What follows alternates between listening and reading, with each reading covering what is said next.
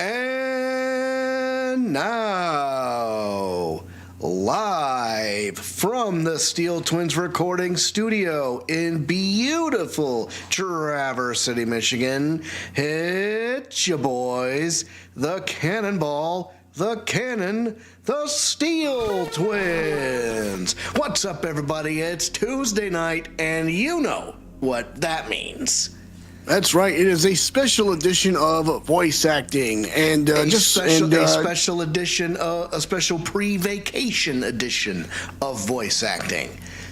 So thank you so much for coming. You know, as you can see on our shirts, man, posing for cameras is hard.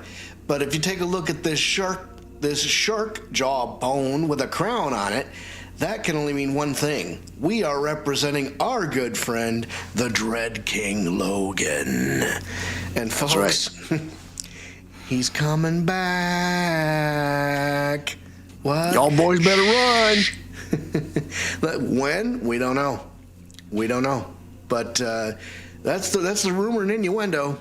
But you're just going to have to patrol the Facebooks to find that one out. You're not going to find that information on our channel. We are here for you guys. We're here for voice acting. So, by the way, I know if you happen to jump into the stream and you happen to ask the question, hey, how come this guy's live again? Well, here's the thing. The Package Angel Steel, did my own stream earlier today. Legend of Zelda Tuesday, Ocarina of Time. Feel free to check that out as well. Yeah, absolutely. You know, that'll be in the archives, and I'm just going to adjust this. My OCD's kicking in. So feel free to, hit up the archives on YouTube and give that a gander. Twitch, Facebook. Like my Twitch channel and my YouTube channel as well. Mm-hmm. Go ahead and give that a visit. Yep. Hit that subscribe button. Hit that subscribe button. Hit that follow button. Hit those likes. Whatever you want to do. I think I'm going to need to do this. Josh Dickerson has entered the chat with, Ladies and gentlemen, boys and girls, children of all ages, the state we are from proudly brings to you gaming masterminds and tag team champions of the world, the Cannonball Alex Steele, the Package Andrew Steele, the Steel Twins Gaming. I knew you'd come join us, Josh. And if Package, go ahead and if you're not down with that, we got 2 words for you. Not guilty. There we go, baby. Wait, 2 other words? No. So, yep.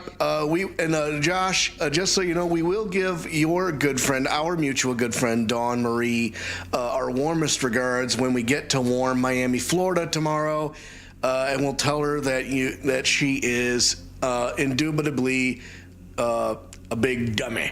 I'm gonna walk up to her and say, "Oh, Josh Dickerson said she's a big dummy." I will say that. So anyway, we love you very much, though, and thanks for stopping by, even if it's for 10 minutes. But okay, so we're getting to the nitty gritty here. We are in part 4 of 7 of the case Turnabout Ablaze, and things are starting to heat up. Tell her I said I love her and fuck off. Yeah, you got it, boss. So anyway, I think we're just about ready to get started with this thing, but I think we have one piece of business we've yet to take care of. So obviously, go ahead and grab your stuff. If you have a cap to your bottle or a pin on your can, you go ahead and pull that pin back or twist that cap off. With a twisty twist. Hey, Package. What time is it? It's time to get bombed. Cheers, everybody. Cheers.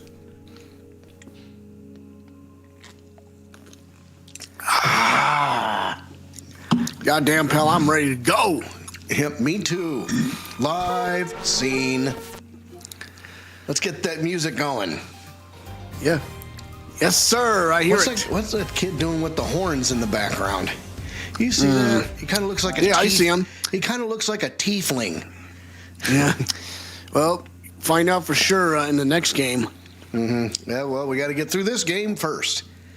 Health warning. That's right. Minimal changes to preserve the integrity of the original release. Hate to hype and bounce, but I got to get this whole chicken off the smoker and get ready for my stream tonight. Hey, he's streaming himself. All right, do it, man. Go for it, man. Yeah, are you cooking a second chicken for? Are you cooking a second whole chicken for Jake Blues? 2 whole chickens and a Coke. Anyway, so we are going to load. We are going to. Okay, so we are now going towards. We're in the middle, and we're about to find out the Yatagarasu's true identity. What? Stay tuned. It is Turnabout Ablaze. Shut up, clock in, and load up. I loaded up there. Yeah. This is not. This isn't your daddy's stream. March 14th, 11:33 p.m. Theatrum Neutralis lobby. Das Dickerson says, "Nah, these are my chickens. Have a great night, gents, and have a blast on the cruise." Absolutely. We certainly will. So old bag's back. Agent Lang. Long C says, "Little cubs, never do they know the real fury of the elder wolves." These quotes are definitely becoming increasingly difficult to decipher. Yeah. And what does that mean? It means that you'll never really know how angry I can get. Mr. Prosecutor, the counterfeit bills made with Babahlese Inc., they were all of Zhengfa denominations. Yes, so I heard from Ms. Von Karma. But we don't know if his play money has gone. They must not have figured out that it was all burned yet. Dylos has joined the chat. Large Lang's sunglasses are sort of cool, but also sort of weird.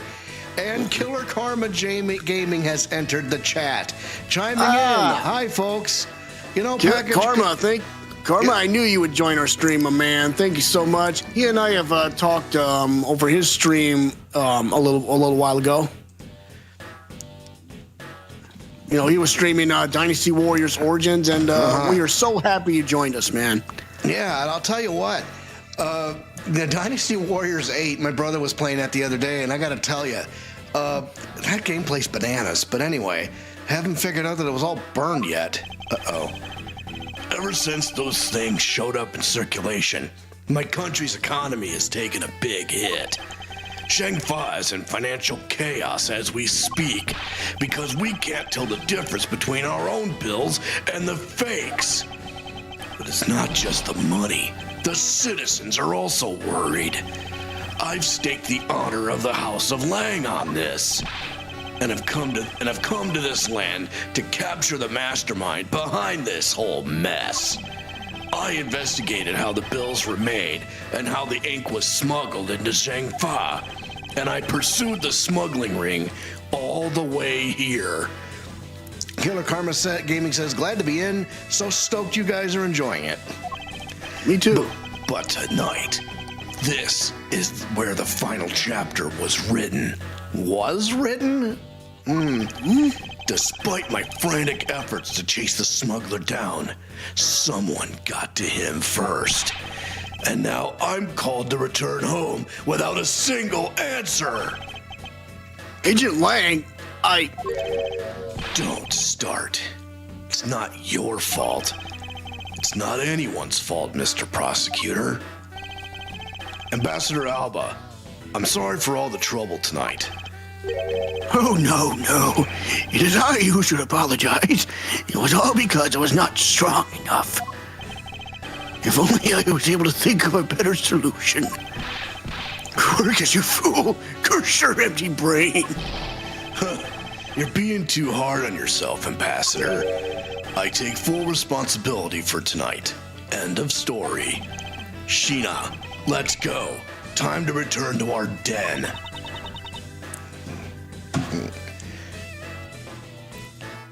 Yes. I don't like to admit it, but there's not much else for us to do but to go home as well. Agent Lang, a moment if you... Hold it! You, Wolfman and the secretary lady! Hold it! Objection, pal! Detective Gumshoe, have you got the results of the handwriting analysis already? Yep, and that note was definitely written by Mr. Cochin, sir. Just as I thought. Good work, Detective. The Mass 2's note data updated in my organizer. Request to steal the Prima Duck statue. Handwriting matches that of Manny Cochin. Hey, Mr. Prosecutor, how long do you intend to hold us up for? Sorry to have made you wait, but I believe that now everyone is finally here. Agent Sheena, I'd like to ask you something if you don't mind. Yes? How exactly did you fail to see the Yatagarasu when you were in the neighboring room to where Mr. Cochin was killed? I'd like you to explain that to us. What? Hey, Mr. Prosecutor, what are you doing asking her about something she didn't see? Agent Lang hasn't touched the Babal investigation at all. So I suppose I will need to explain a few things to him first. Mouse Edgeworth? I can't even begin to imagine what's going on in that head of yours.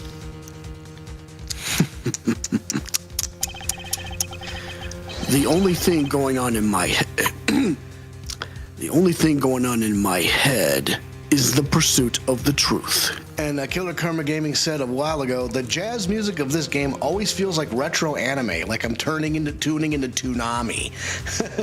There is definitely a nostalgic vibe to this art style too. So, Yep. Oh, it sounds like you have some sort of plan. Very well. I'll supervise you until the end. Is she seriously going to treat me as a subordinate for the rest of the day? Sunglasses Guy gives off Bandit Keith vibes from Yu-Gi-Oh! except Bandit Keith was American, and Shilong Lang is of Zheng Fa origin. But I could probably see it. You're not trying to pick a fight with my subordinate on some flimsy guess, are you? I'm not trying to pick a fight, and the evidence is hardly flimsy, as you will see.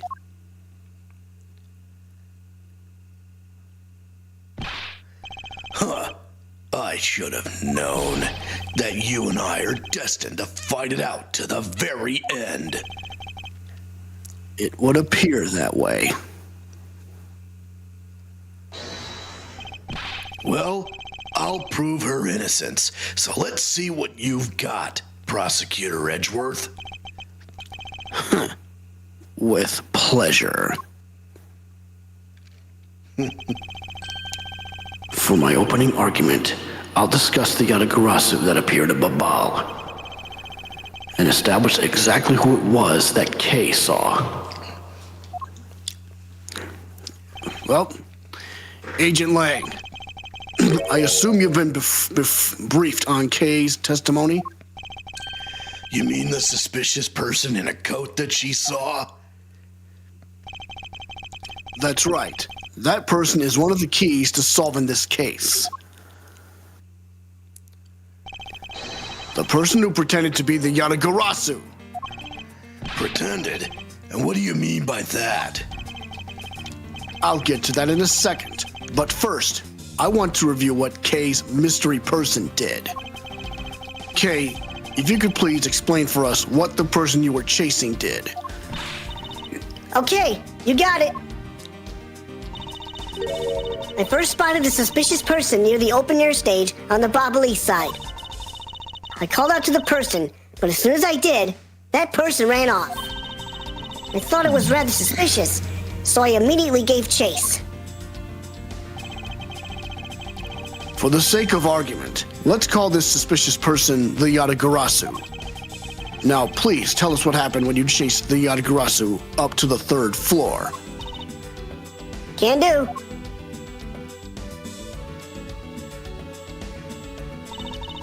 I chased the Yatagarasu all the way up to the 3rd floor of the Babahlese Embassy. It was a pretty straight chase down the hallway until the sudden turn. The Yatagarasu disappeared around the corner, so I did my best to catch up. When I turned the corner, I saw the Yatagarasu run into Mr. Cochin's office. I gave chase and ran into the room. When I entered the room, it was pitch black. I couldn't see a thing. I felt something on the ground next to my foot, so I turned on the light, but then...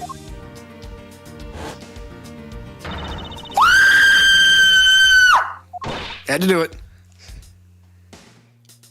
Who's there? By the time I had turned on the lights, the Yatagarasu had disappeared. When Kay entered the room, the person she was chasing was already gone. What do you suppose that was, Agent Lang? What do you mean, why do you suppose? Isn't it obvious? The person slipped out through the door behind the girl under the cover of darkness. Objection! Sorry, but I know for a fact that the person didn't escape through that door. Nice scream. Thanks.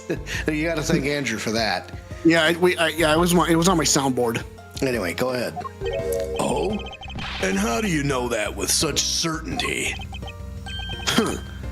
That's easy. If the Yatagarasu had left through that door, they would have run right into this person. Gumshoe. Okay. I think, but let's. No. Oh, Agent Sheena. no. Your answer is Sheena? Yes, because let's consider what would have happened if the Yatagarasu had used the door. When Kay screamed upon discovering Mr. Cochin's body, the Yatagarasu would have run right into Agent Sheena, who was in the next room over. Okay. Yeah, now that makes sense. Agent Sheena, would you mind telling us if you saw the suspicious person in question? Great scream, although not the best if you compare it to Kay's current voice. You do with what you can. So, Yeah. would you mind telling us? Would you mind telling us if you saw the suspicious person in question? No, I didn't see anyone. You see, therefore, the Yatagarasu could not have... You see, therefore, the Yatagarasu could not have escaped through the door as... Not so fast. It just means that the creep slipped out before Sheena made it out into the hallway. Objection! I doubt that, as there was another person in that hallway. A certain detective. Detective Gumshoe, where were you exactly at that time? Me, sir? Well, when I heard Kay scream,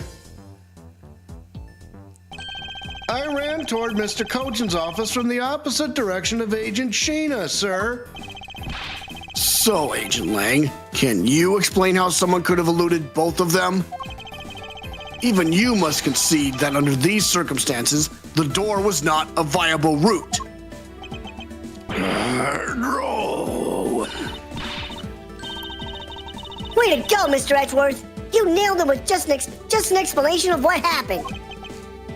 Yes, I've eliminated one of the possible escape routes from that room. But this is far from over. I need to make Agent Lang aware as well of yet another possible escape route. Yet another possible escape route the Yatagarasu could have taken.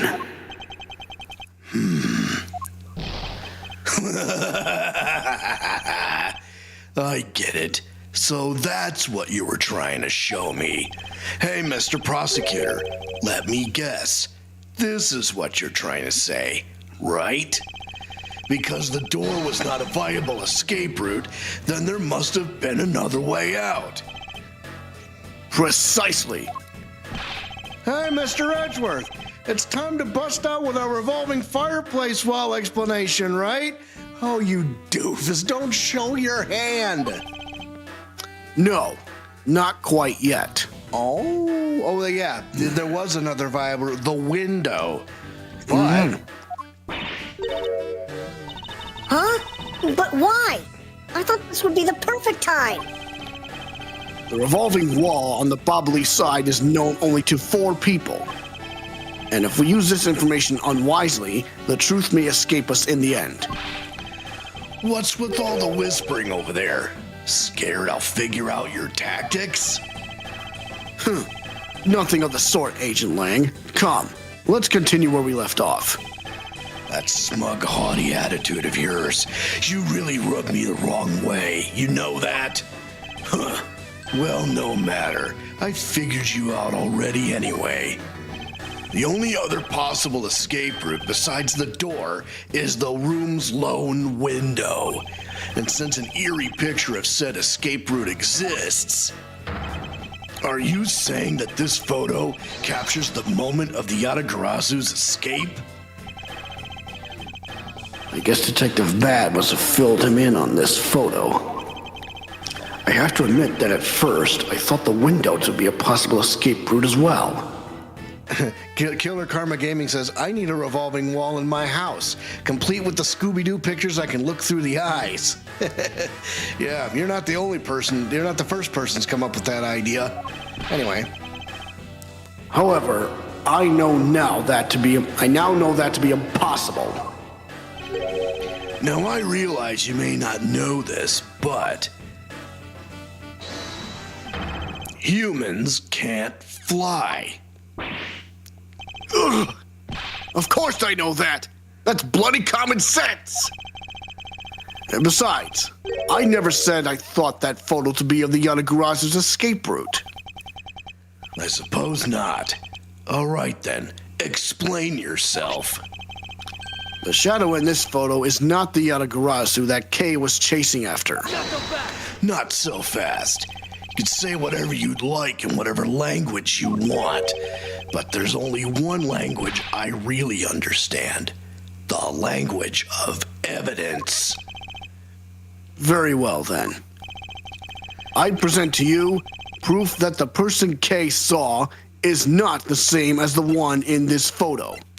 Let me take a look. Was it a flag?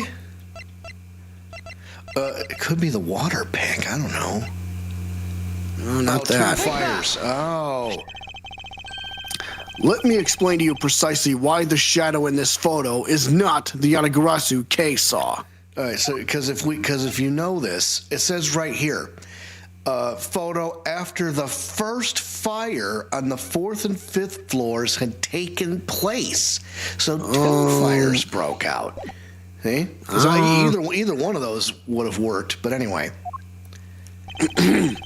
Kay spotted the Yatagarasu heading for the 3rd floor during the 2nd fire. However, the photo in question was taken just after the 1st fire. Oh. Yeah! Way to go! That's twice you've bit him in the butt now! Not so fast. We're not done yet. You still have to explain what that shadow is and how the Yatagarasu escaped. I don't suppose you can answer both, can you? Regarding the photo, I admit that we don't understand what it means quite yet. As I thought. However, the Yatagarasu's escape route, now that I can answer. You can? Well then, Mr. Prosecutor, go on. Enlighten me. Hold it! Even if I explain it, you'll try to find some flaw with what I have to say. You were busy heading up the Allebahstian investigation, correct? In that case, I doubt you'd have much knowledge about the Babahlese side of the case. So wouldn't it be best if the lead on that side, Agent Sheena, explained in my stead? Sheena's my subordinate. If I don't stick up for her, how can I look her in the eyes and call herself my boss? Hang on. If I don't stick up for her, how can I look her in the eyes and call myself her boss?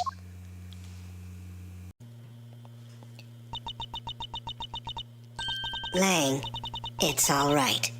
I can take care of him.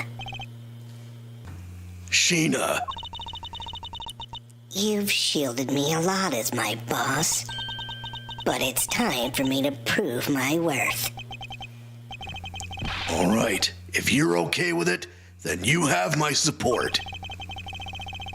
Finally, it's down to just Agent Sheena and myself. This is where the battle really begins. Now then, what is it you'd like to ask? Let's see.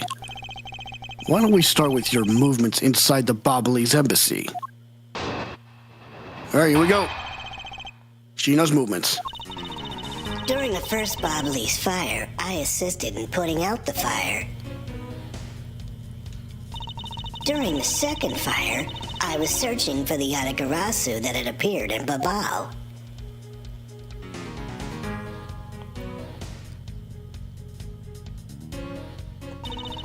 While I was searching, I heard a scream coming from the next room over. Although I was in the next room, I was unable to catch a glimpse of the Yatagarasu. To be honest, I'm actually very skeptical that the girl's Yatagarasu even exists. She does indeed. We just don't. She just doesn't realize it yet. And that is all I have to say. But I'm not lying when I say I saw the suspicious person run into Mr. Cochin's office. Like I said earlier, I have no intention of retracting my testimony. Good.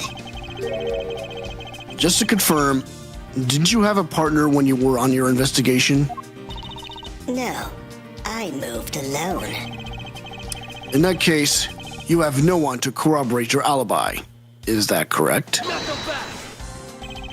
Not so fast. Are you calling her suspicious because she was in a room by herself? How pathetic. The wife is demanding food, so I have to chime out for now. I'll be back soon, friends. Thanks a lot, Killer Karma, and go feed her. And we'll see you in a minute. Sure thing. And it wasn't when Agent Sheena tried to arrest Kay under the same rationale? And how about when you accused Larry because he was the weapon's owner?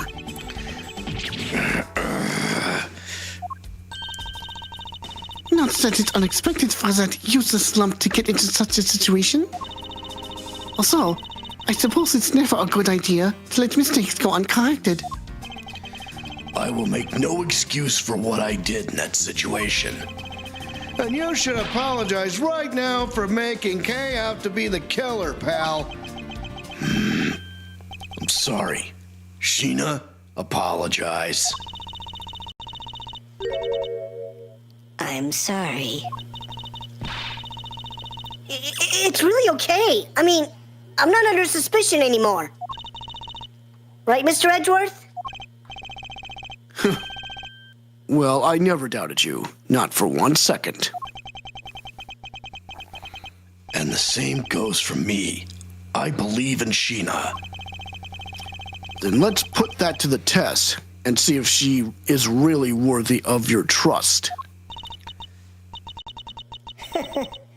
This promises to be interesting. All right, time for rebuttal. Sheena's movements. During the first Babahlese fire, I assisted in putting out the fire. During the second fire, I was searching for the Yatagarasu that had appeared in Babal.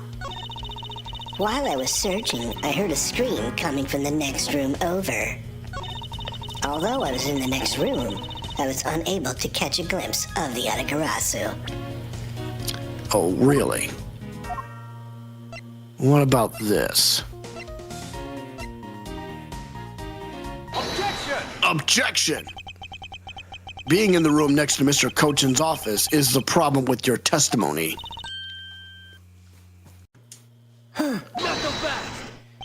Not so fast. Mr. Prosecutor, I don't see what problem you're talking about at all. Let me see this. Although I was in the next room, I was unable to catch a glimpse of the Yatagarasu. Anyway. Oh, let's keep going.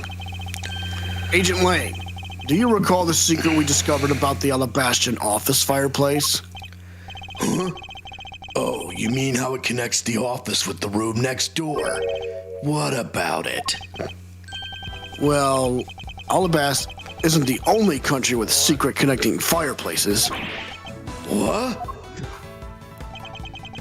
The fireplace in Mr. Cochin's office holds the exact same secret. What? The Yatagarasu didn't escape through the door to the room or the window. The escape route was through the revolving fireplace wall and into the next room over. Now do you see? If the Yatagarasu had escaped into the next room, then the thief would have run straight into Agent Sheena. Meaning that it's impossible for her to have missed the Yatagarasu.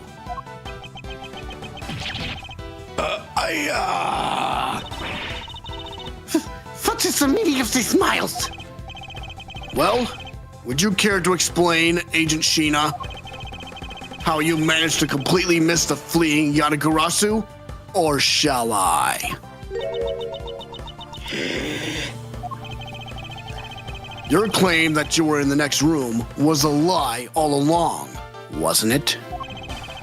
The truth is, you were the one Kay saw in the coat, pretending to be the Yatagarasu, and you were the one she chased after. As you tried to lose her, you ran into Mr. Cochin's office and headed for the fireplace. Then you shed your coat in the next room, leaving it there to emerge as Agent Sheena. After that, you came back around to place Kay under arrest. Does that sound about right?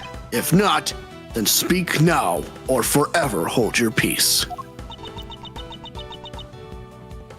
Wait, I think it's coming. How dare you make Kay look like the bad guy when you're the suspicious one, pal?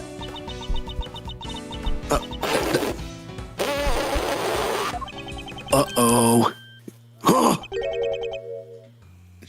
Sheena? Here it comes.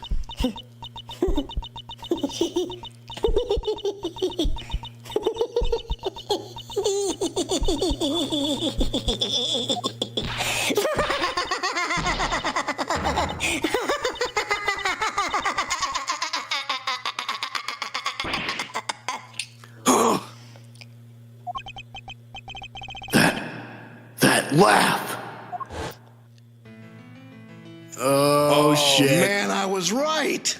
I remember this irritating laugh. I'm getting chills down my spine. It can't be. But it has to be. Sheena, what's wrong with you? I'm sorry. It was so funny that I couldn't help but laugh. Funny, you say?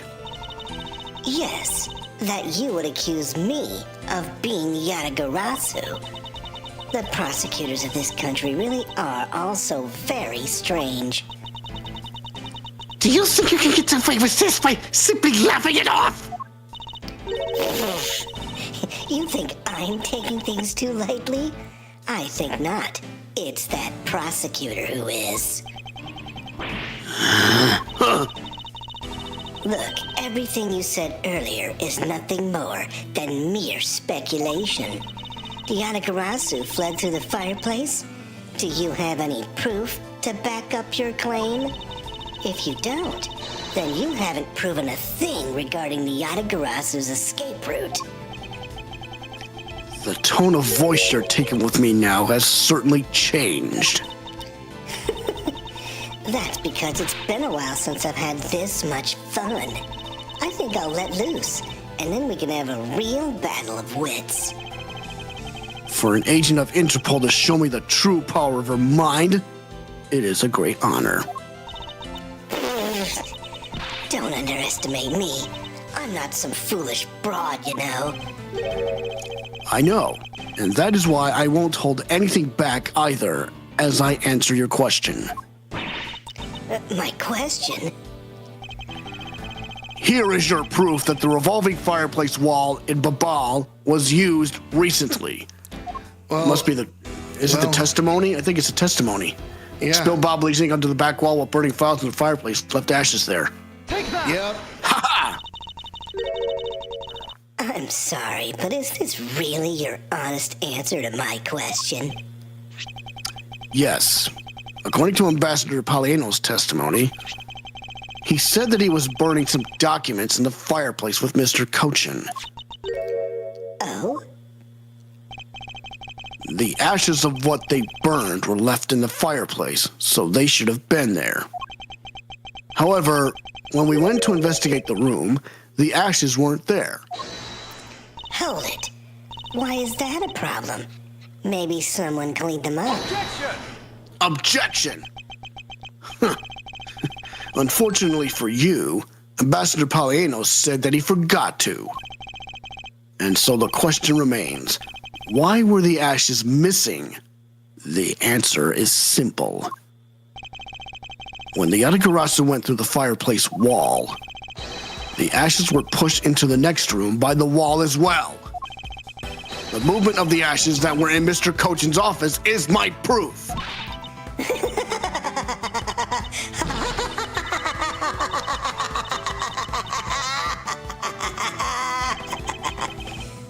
And just what is so funny?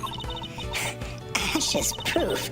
Are you even allowed to submit such flaky evidence in court? You still wish to fight us? Of course. Why wouldn't I? In that case, let's hear your counter-argument. My counter-argument, huh? This really is just like being in court. Well, to me, we're simply continuing from where we left off all those years ago. I have no idea what you're talking about. It doesn't matter if we're at a crime scene or in court. Let's finish this here and now. I suppose. I've had a lot of fun today, but I grow weary of this game of cat and mouse. Let's make this the last testimony and wrap up this absurd case once and for all. Here we go. Sheena's rebuttal. In my eyes, all you've proved is that the rotating fireplace wall was used. But you can't really call that proof that the Yatagarasu used the fireplace, now can you? So then, who was it that used the rotating wall? Show me your answer with real evidence. Remember, we've already finished our very thorough investigation, and we found not a single suspicious thing in Mr. Cochin's office. That's a lie. And there you have it. My counter-argument. That's very impressive. She has seen through to the fact that I have yet to gather that one piece of evidence.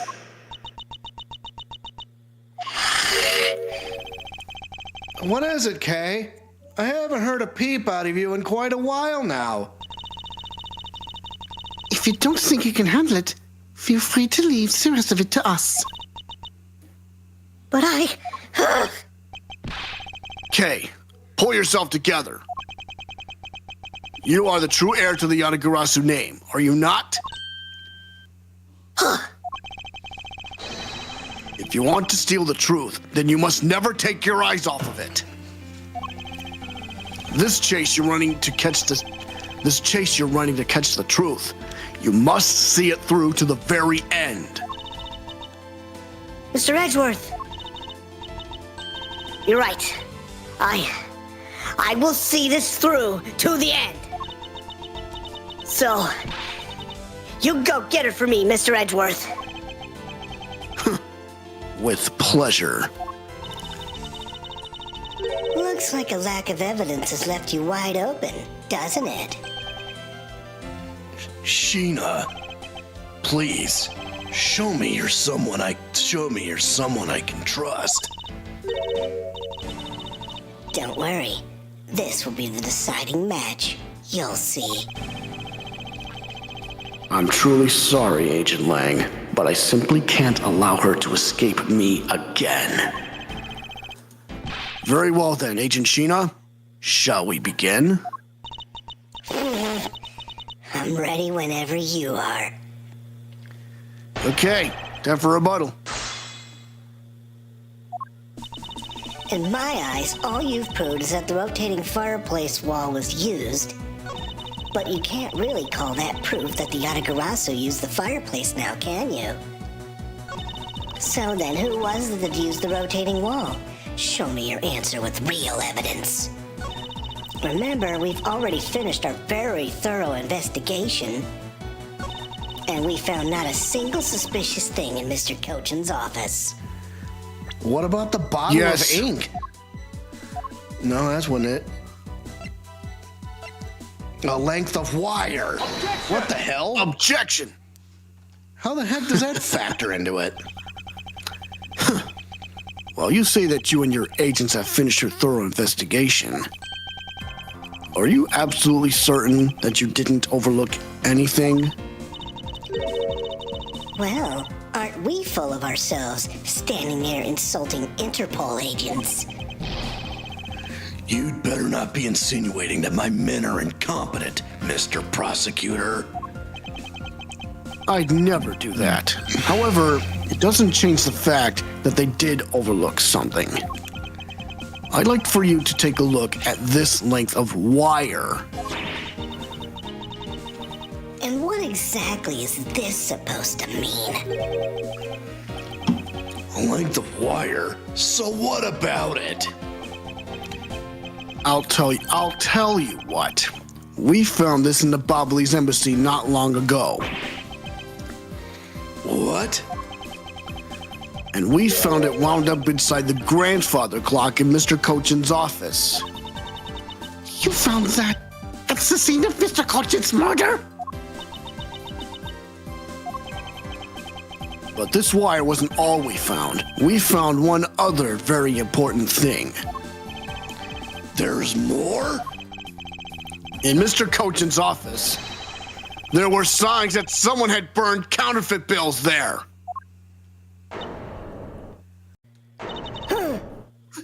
What in the... Aya!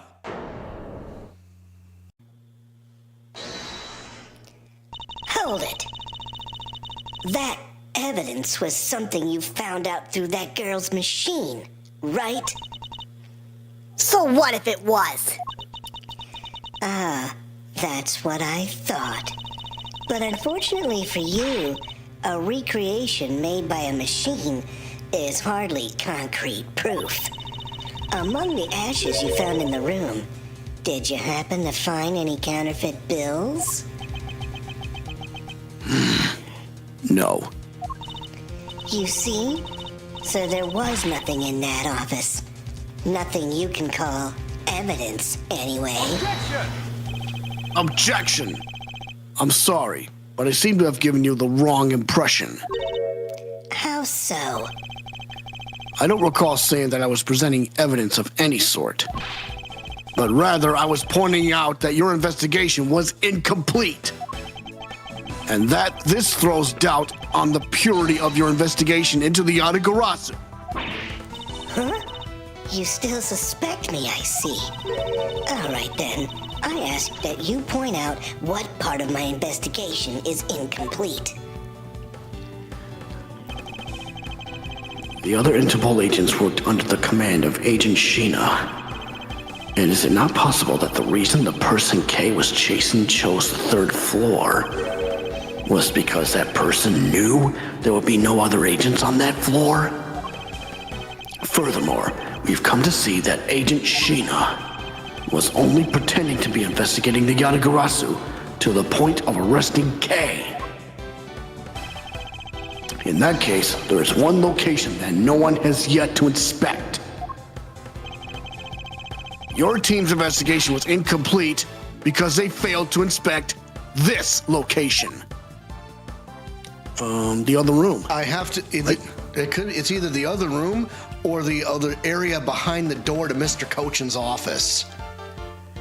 Oh, it's the other room. Yeah. The location, Agent Sheena, is of course the room you claim to have examined. I believe the room next to Mr. Cochin's office warrants a thorough inspection. Even if you do that, I doubt you'll find anything of use to you there. I will be the one to decide that. Detective Gumshoe. Yes, sir. I'm on it. I'll be right back after I check out that room next to the office.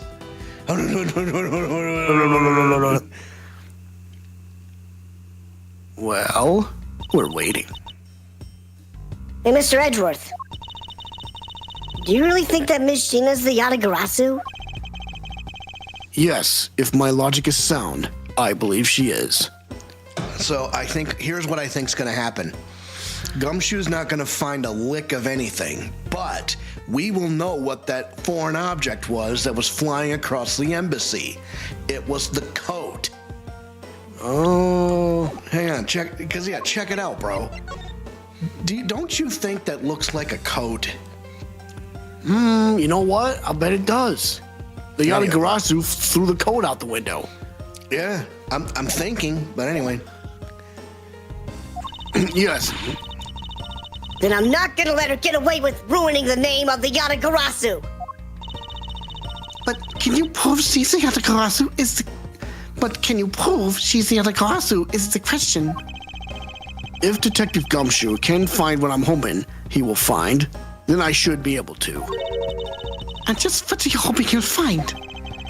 Let's just say this. I had Detective Gumshoe do a little experiment for me earlier. An experiment? As if that detective has the brains for high science.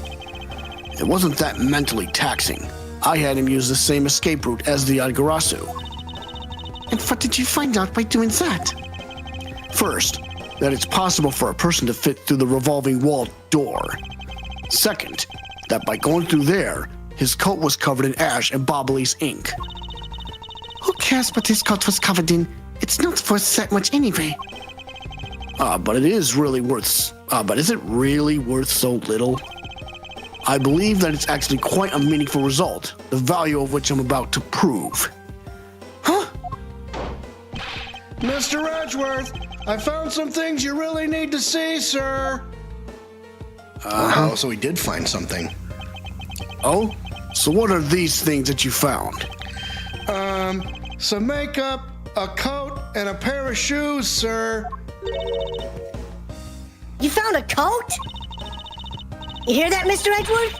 Maybe it's the one the person I was chasing was wearing. Yes, the possibility does exist. Agent Sheena, were these pieces of evidence not in that room when you examined it? Unfortunately for you, those aren't suspicious items of any sort. They all belong to me. They were getting in the way, so I stored them in that room. No. And no, not awe. You know what she did? She just put her foot in her mouth. We got you, bitch! Thank you for bringing them to me. It saves me a trip. May I have them back now? Hold it. These items that the detective brought back are incredibly significant. I request that we be allowed to examine them. Hold it. They're my personal belongings, so you have no right to touch them without my permission. Objection! I wish to examine them for the sake of the investigation. But if you wish to deny us access to them, Agent Lang, let's hear your opinion on this. I say, let them look at your stuff, Sheena. Lang, Sheena, let's put it all out in the open. If you're really innocent, then you have nothing to worry about, right? I guess so. All right, go ahead and examine whatever you'd like. After all, I have nothing to hide. Good. Now let us begin. Gumshoe? So which of Agent Sheena's belongings are you going to examine, sir?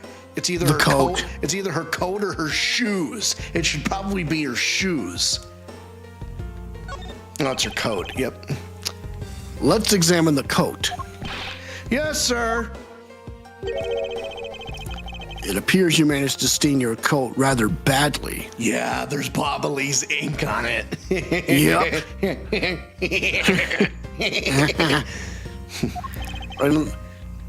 Agent Sheena. The Yatagarasu that Kay saw was wearing a coat. And I'm beginning to wonder if this stain wasn't created when you went through the fireplace. No, you have it all wrong. That soot probably got on my coat when I was helping the police put out the fire. And what about this dark substance around the hem of your coat? Oh, I didn't realize that the hem was that dirty. I'm sure it's just some water mixed with soot from when I was helping with the fire. I don't think so. You think you can get away with such a transparent lie? Yeah, don't lie to us, pal. This is the same pattern of dirt that got on my coat when I went through the fireplace. Held it. Your words ring hollow in the absence of evidence, you know. So unless you can prove that the dirt on my coat is from the fireplace... Which I can. What? How? You did a great job, Detective Gumshoe. Huh? Me, sir? What did I do? This coat, this is exactly the piece of evidence I was searching for. I have been hoping to find the coat that the person Kay saw was wearing. And thanks to you, we proved that going through the fireplace would sully a coat. I don't quite get what you're saying, but I'm happy for the praise, sir. All that remains is for us to show what the dark substance on the coat hem is. Oh, and you think you can do that? Of course I can. This is the dark substance that sullied the hem of this coat, the Babahlese ink. Three, 2, 1. Take Take that! But Babahlese ink?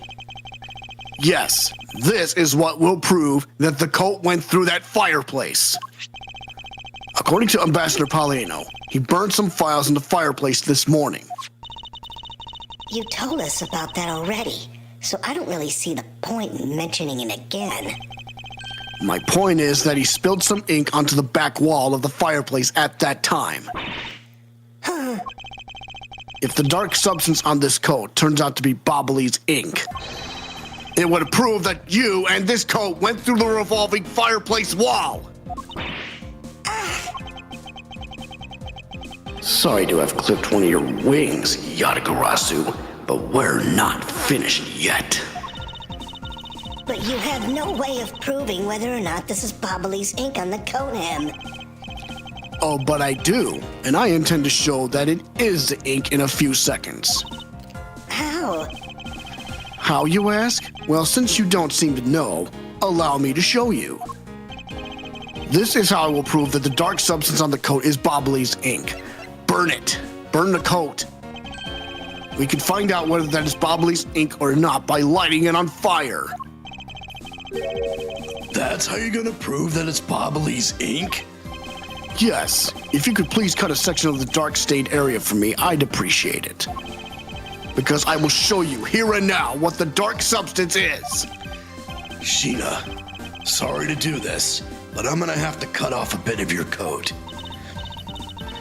Go ahead. I wasn't planning to wear it anymore anyway. Now then, if someone could loan me a lighter or something. Oh, I've got some matches. I always carry them with me so I can light some smoke bombs. Then if I could please have one, Kay, we can get this experiment underway. Here it goes. The flame! It's the same color as the flame's wit crystal oil produces, which means Babahlese ink is a product of wit crystal oil. And when lit, the ink produces a green flame.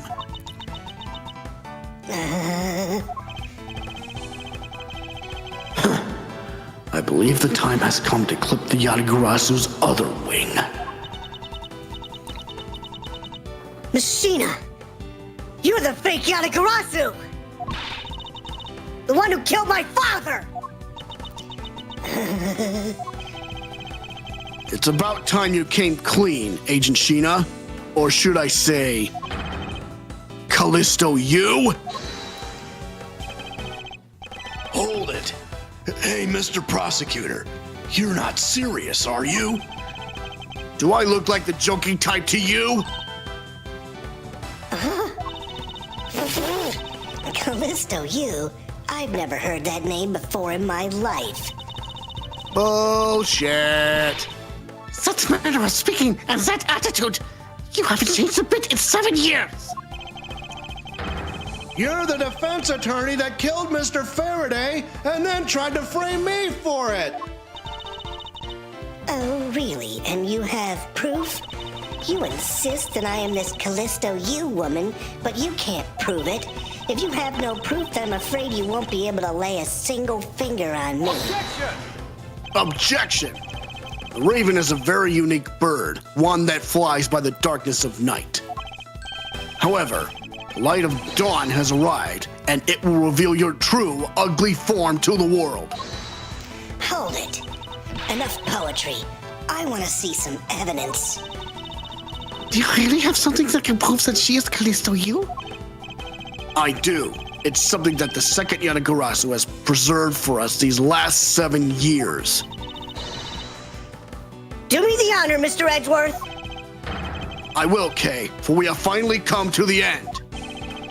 We'll prove her to be Callisto you with this, and clip this Yatagarasu's wings for good. The perfume. I know. All together, everybody. Take that! This perfume. This will prove you to be Callisto you. It will? Kay has preserved it perfectly for us. Surely you remember this bottle. This belonged to Ms. Yu just before she disappeared 7 years ago. Naturally, this means that a few of her fingerprints are on here as well. This is that bottle of perfume you spilled, which I have preserved ever since. I heard from my father, Bern Faraday, that if stored under the right conditions, a fingerprint can be preserved for decades. Which means that your fingerprints are still on here. Every last one. We can clear everything up if we were to compare the prints on this to your own.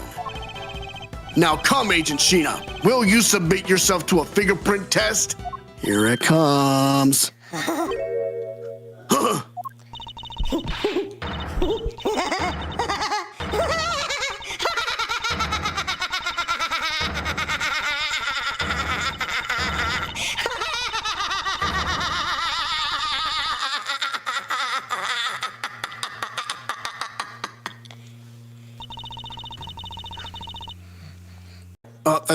This is her talking. Callisto's talking. It looks like you've seen right through me yet again. You're sending the biggest chill down my spine, Edgeworth. Callisto, you! So you've shown your true face at last. This feeling of thrill, it's even greater than that time, 7 years ago. Sheena, you're... Lang, I really enjoyed our days together. You're an insanely strong, nice, kind-hearted idiot of a man. So, you were a spy all along. A mole sent by the smuggling ring I've been chasing after. Someone who has been feeding them intel on Interpol all this time. Very good. Maybe you're not as big of an idiot as I thought. Callisto, you! The woman who killed my father 7 years ago! You're her, aren't you? The fake Yatagarasu! That's right. Callisto you. That's just one of my many names. But even that is just a facade. Good evening, ladies and gentlemen. I am the great thief Yatagarasu. Callisto, you. This time you won't escape, for this is the end of the road for you. Now come along quietly. You know, you're the one who left the strongest impression on me, Kay Faraday.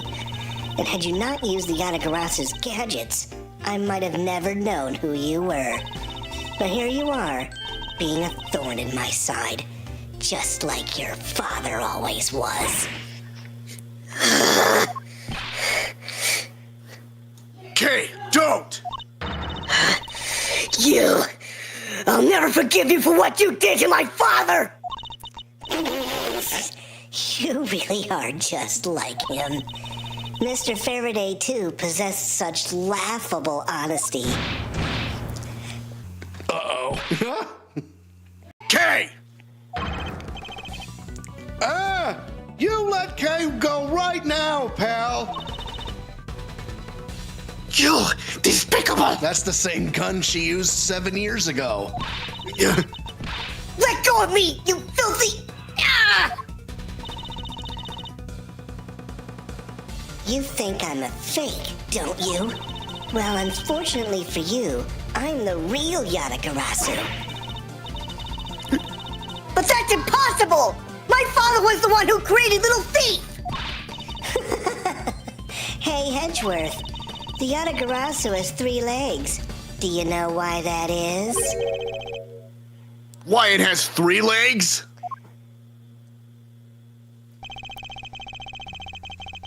There are 3 main reasons why the Yatagarasu will always be one step ahead. First, the Yatagarasu always knows the exact location of the target object. Second, the Yatagarasu always knows exactly how to disarm the security system. No, it can't be! Did you finally figure it out? Do you finally know the real identity of the Yatagarasu? The real identity of the Yatagarasu is neither person. The real identity of the Yatagarasu is neither Bern Faraday nor Callisto Yu. Because remember, kids, Callisto Yu is a bad guy. She has no honor. And, Bern Faraday, hang on. But by the same token, they are also both the real Yatagarasu. How very perceptive of you. No way! The single person known as the Great Thief Yatagarasu never existed. Mr. Edgeworth! No! I refuse to believe this! Uh-oh. That's the code name for the smuggling ring! Uh-oh. Wait, is it really? Gotta prove it. The Yatagarasu is known to have 3 special skills. Skill number 1. The Yatagarasu always knows the exact location of the target object. And the lawyer would have the opportunity to learn the layout of client corporations. Skill number 2. The Yatagarasu always knows exactly how to disarm the security system. And a good prosecutor would be well versed in the ways of a criminal. This is Detective Bat speaking. And skill number 3. The Yatagarasu doesn't leave a single shred of evidence behind. Ever. Huh? There he is! Detective Bad! It was only natural for the Yatagarasu to never leave evidence behind, because the lead detective on the case hid it all away. You're the 3rd member of the Yatagarasu? What? What? What the heck is going on here? What? So the lead detective for the Yatagarasu case was a leg of What? Okay, I did not see this coming. No wonder he couldn't find the Yatagarasu. He was a third of the operation. Oh my God. Hit you like a train, didn't it? Oof, right in the kisser. I've been looking for you for a long time. 7 long years. But I finally got you. Why, Mr. Bad, long time no see. What happened to us? We used to be such a great team. If you were such a great team, then why did you kill my father 7 years ago? Why, indeed. It was nothing personal, really. He was just another person I had to kill. How can you say that? I grow weary of this, and it's about time for everything to come to an end. And this time, I won't miss. Stop! You! Oh, what the hell was that? Kay! You screwed up. Oh, yep, sorry about that.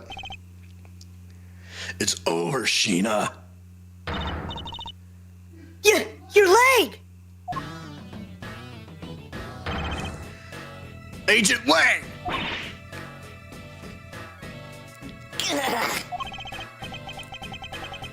You idiot. What were you thinking jumping in front of my gun like that? What are you risking your life for? I'm sorry, Detective Bad, but no matter what sort of past she may have had, or even if she is a spy, it doesn't change the fact that she is my subordinate. As long as she is, I can't allow any harm to come to her, not even from you. You really are an idiot, you know that? That's fine with me.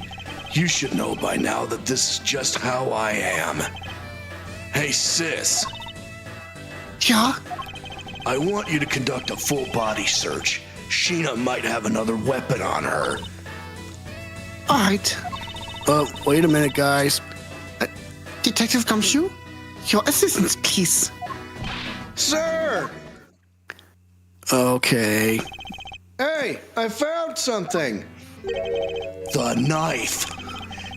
Wait, no, it's not just any knife. The knife with the Babahlese butterfly on it. Yeah, that's the other missing knife.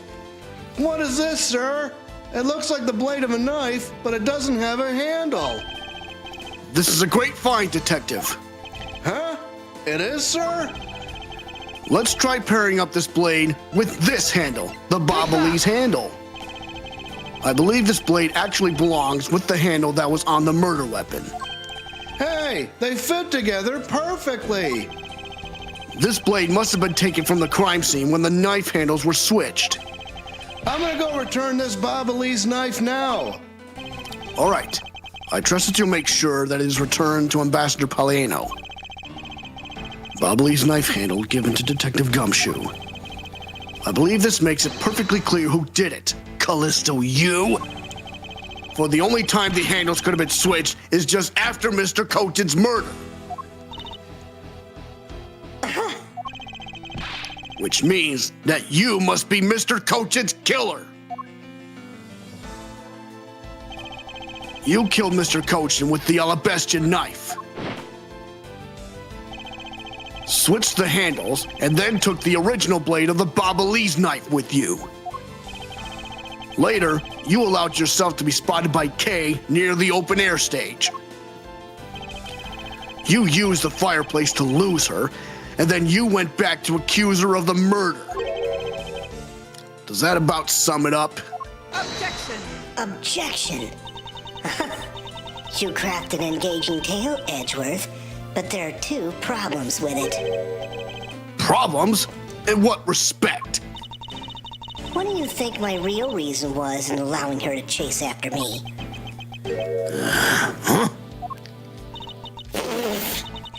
it was all so I could capture Kay Faraday. What?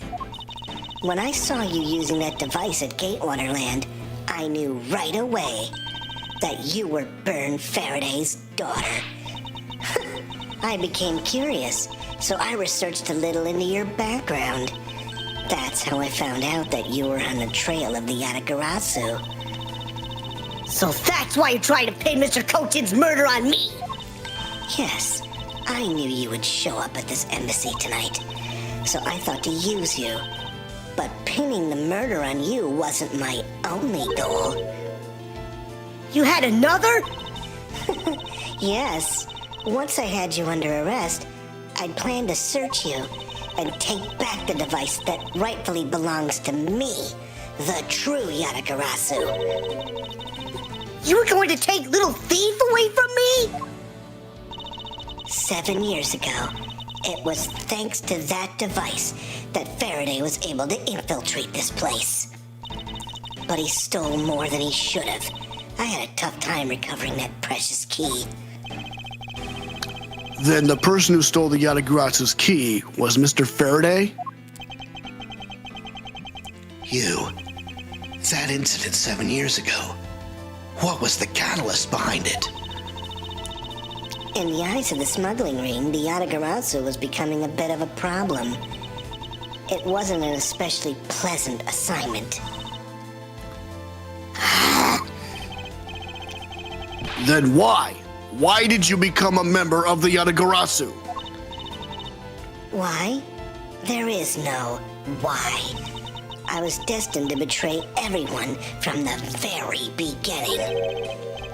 From the beginning? What is that supposed to mean? The person I take orders from hasn't changed, even now, to this day. Does this mean that the leader of the smuggling ring wasn't Mr. Cochin? Oh, no. Oh boy. Then, the real ringleader is still out there pulling the strings. Are you done asking what you need to know? Because if so, we should probably get going. And you're gonna tell me everything you did tonight. Do you understand, Sheena? I guess I should tell you then that I was the one who set the Babahlese Embassy on fire. And why did you do that? I suppose it was to destroy all evidence of the counterfeit bills. That was what the smuggling ring was trying to do? But then why start 2 fires? Sorry, but I can't tell you anything about the ring. It's your job to complete your investigation. After all, I've had my fun. Now it's your turn to enjoy the ride. Wait! I mean, Miss Sheena. Call her you. Screw it.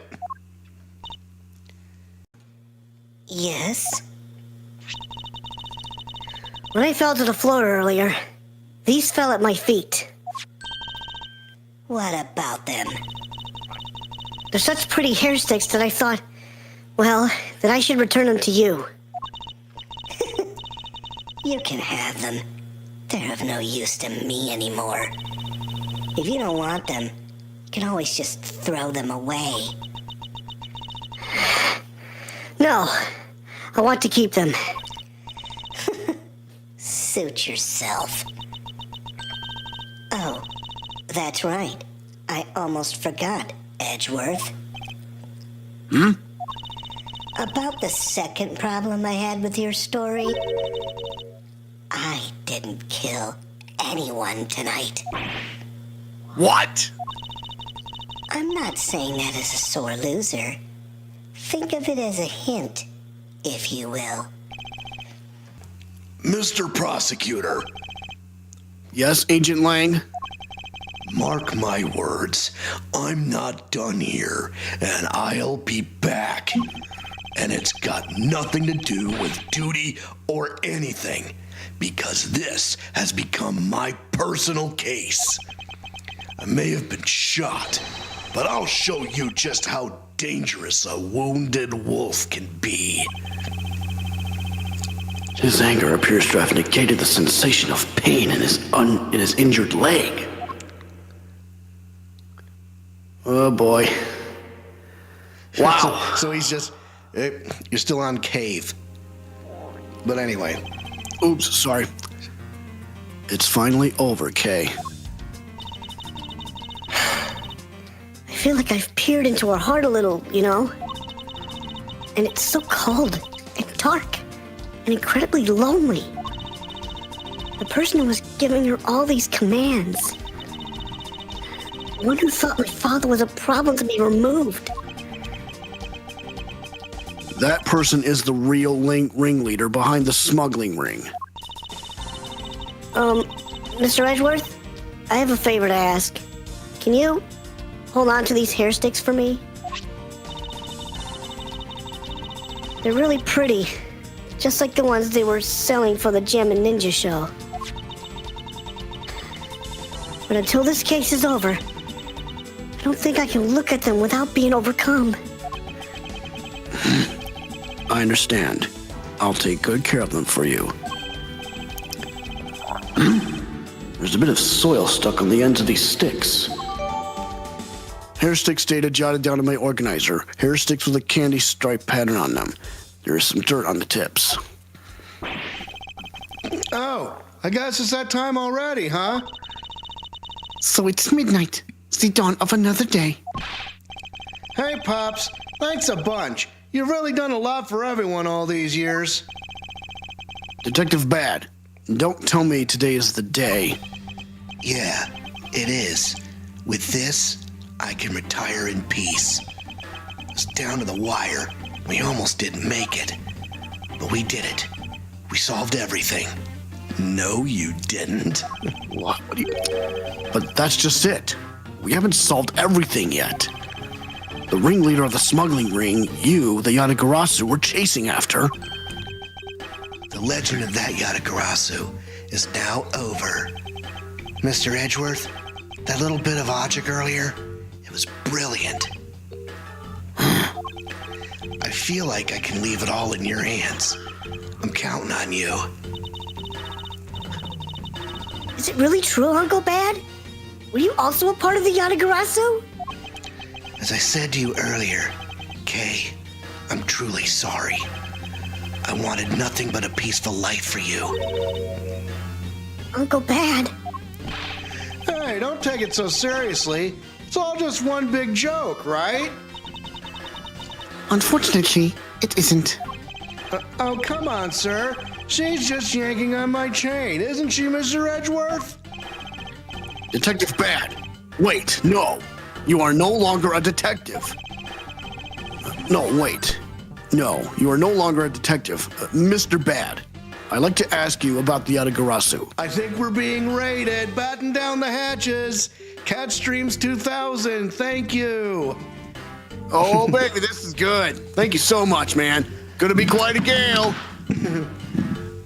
Button down the hatches. Warning, warning. Raid imminent. Get to cover.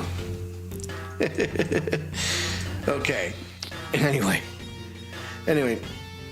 Mr. Bad, I'd like to ask you about the Yatagarasu. Not you too, Mr. Edgeworth. Mr. Edgeworth, here, I should give these back to you.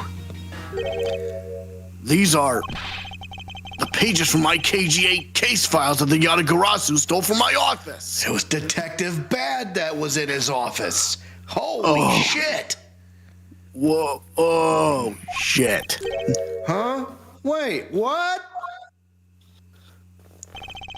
Mr. Edgeworth, I must apologize for last night. Oh my. So the Yatagarasu who stole into my room was you, was it? Wait, then that means what? Tell me it's not true. That's too insane for me to believe, sir. It's true, even if it's not something you want to hear. The KG8 incident was a very emotionally trying case. We stood in that courtroom, Faraday as the prosecutor, and I as the lead detective. Faraday had evidence in his possession that would prove the defendant guilty. However, because it was stolen, the defendant was found innocent. You was the elder sister of the victim in the case. When the defendant was pronounced not guilty, she let out a great wail. That's when we realized that there was a limit to what the law could do.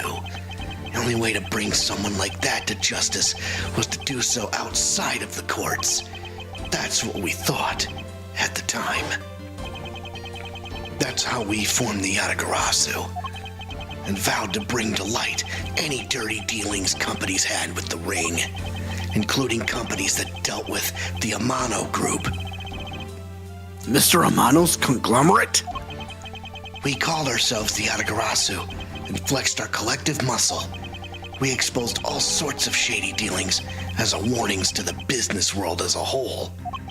By doing that, we were able to stop the higher-ups from covering things up. And then, it was finally time. We'd finally arrived at the moment when we'd find out the ringleader's true identity. It was then that you literally stabbed us in the heart. And Faraday, he died for it.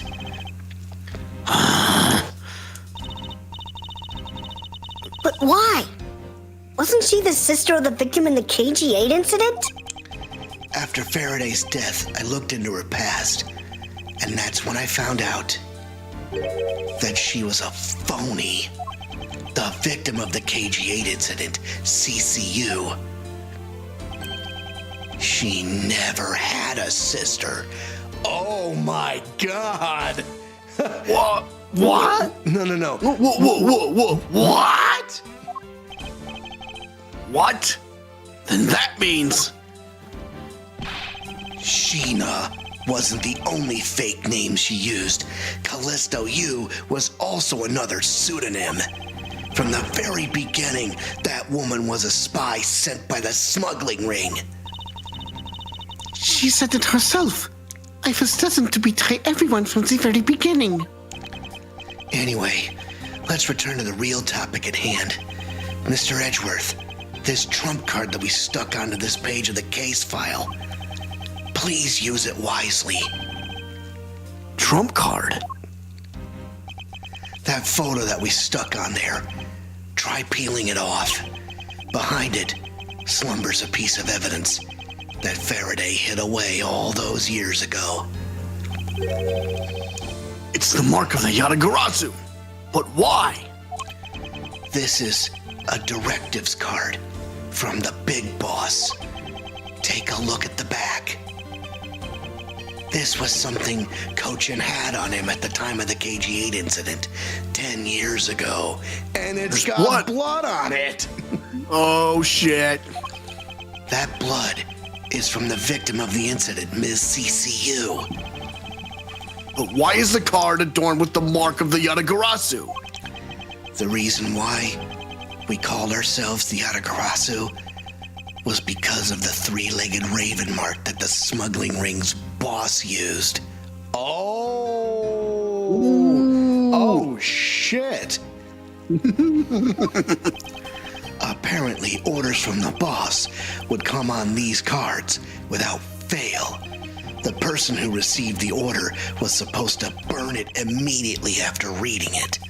And apparently, it burns a bright green flame when set ablaze. Oh, whoa, wait, what? What? You mean to tell me that these cards are printed with Babahlese ink? Oh, shit.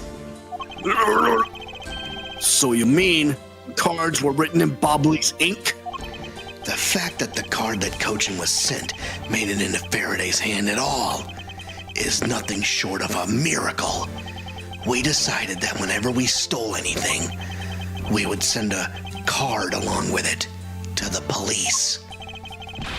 So that's what those white cards are. The great thief that used the mark that only those within the ring would know. It was our message to the ringleader. that we were only a few steps behind. Trump card data jotted down in my organizer. Evidence from KG8. Card containing orders from boss of smuggling ring to Cochin. And one more thing, Detective Gumshoe. I'm entrusting this to you. What's this, sir? This is what I was talking about earlier. During the KG8 incident trial, Faraday had this in his possession. This important, definitive piece of evidence. But I thought it was stolen. How do you have it? The person who stole it from us 10 years ago was a man by the name of Ernest Amano, and he had it locked and hidden away for all this time. But we forced him to tell us where it was finally after the other day's kidnapping case. Oh. Videotape data jotted down in my organizer. Evidence from KG8. Faraday had obtained it once, but Ernest Amano had it stolen. This video. Oh, don't come any closer. I'm warning you. This is the same video as the one Mr. Portsmouth was trying to conceal from me. Oh, shit. Oh. Yeah, it would seem that even he was caught up in the ring's web. Amano was preparing to take on the boss someday, and the video was his insurance. That's where that prosecutor comes in. He was to retrieve the video. On top of that, he was apparently instructed to sneak into your office and steal the trump card. You saw it for yourself, right? The card that told him to preserve the evidence. Then that card was not the calling card of the Yatagarasu, but rather a directives card from the ringleader to Mr. Portsman? The two pieces together make for a strong weapon for whoever holds them. The evidence Mr. Portsman thought to withhold from me, and the one that you stole from my office last night.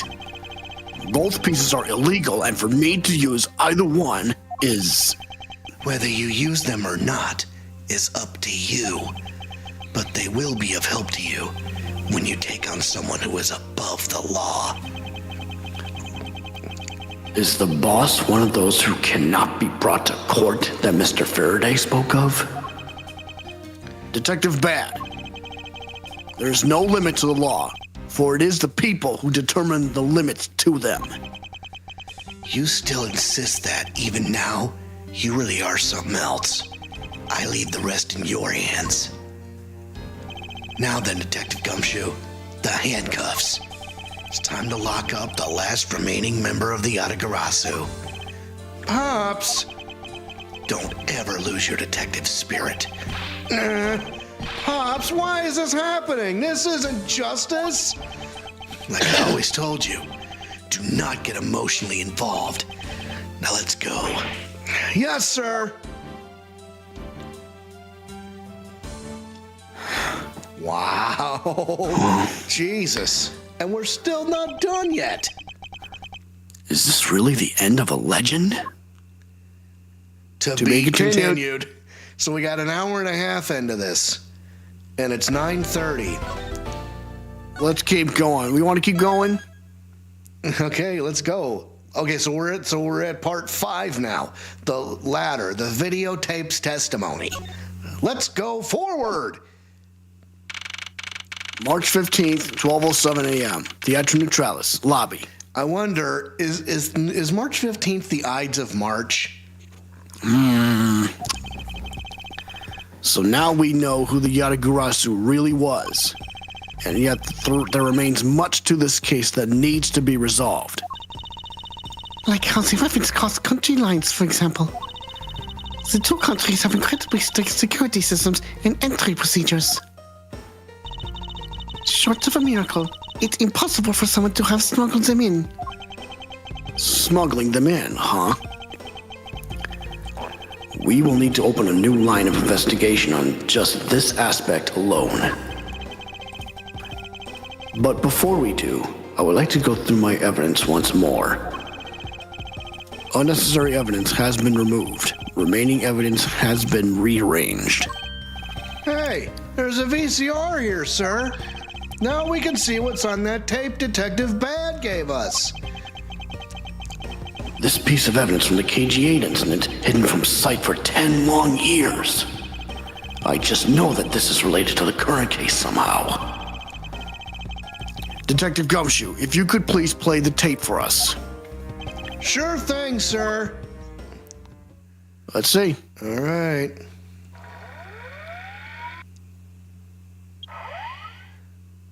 What the? So that's Manny Cochin with a knife. This man! It's Manny Cochin! And he's holding a knife in his hand. This looks like footage from a security camera at the entrance of an apartment building. An apartment building? How'd you figure that? Unlike you, I actually read the summary file on the KG8 incident. And the crime scene was the victim's own apartment. Oh, CCU's apartment. Oh. So this footage was shot at the entrance to the victim's own apartment building. At the trial, Mr. Faraday claimed that this piece of footage existed. However, no one could find it. Yes, yeah. Somehow, someone was able to steal it and hide it through Herr Enos Amano. Yeah, Dylos, that is one bad assassin. A bad as in badass or bad as in bad horrible? We'll find out. I can see how this would have been a definitive piece and why someone would want to hide it. But it's a piece of evidence from a 10-year-old case. There's no way it's related to this case we're working on now, sir. Actually, I believe it has everything to do with the case we're working on now. The ringleader even went so far as to use Mr. Portsman to retrieve it. Which means that in this video lies a very inconvenient bit of footage to the ringleader. The card in his hand. He didn't burn it. Cochin didn't burn the card. What an idiot. Yeah, that means he is a bad assassin. Where?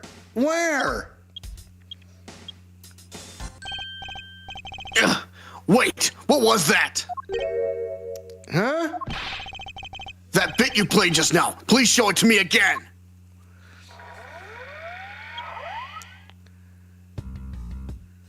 Huh.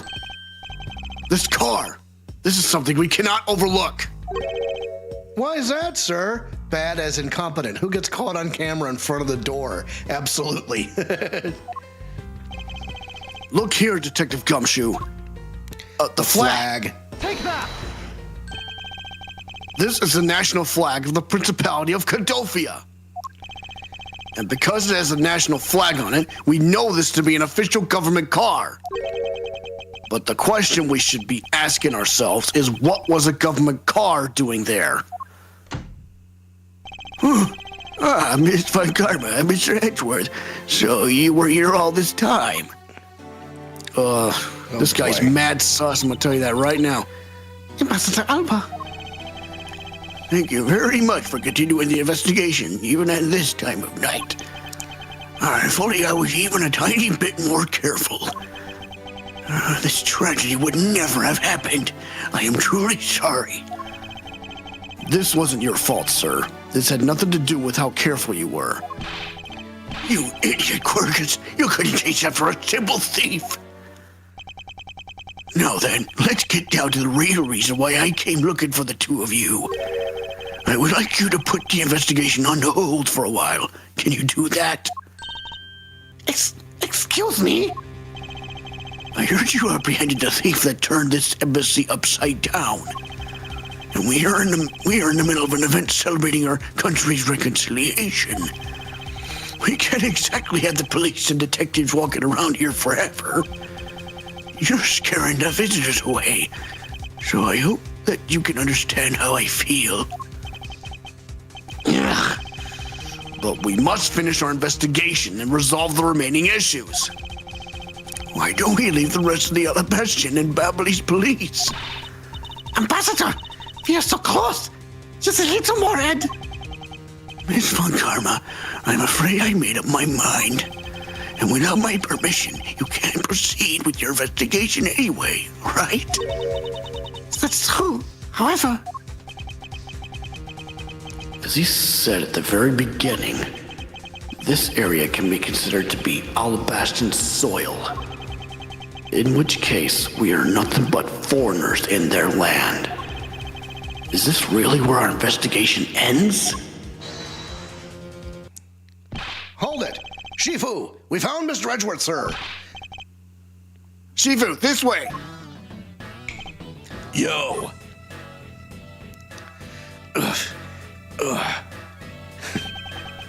Agent Lang, you're back on the scene rather quickly. If I laid back and took a break, I'd lose the scent of my prey, Mr. Prosecutor. Agent Lang, why have you returned? Because I have to solve this case, no matter what. Well, I'm sorry to inform you. And don't take this the wrong way. I don't suspect you personally. However, a member of Interpol was just found to be a thief, and so...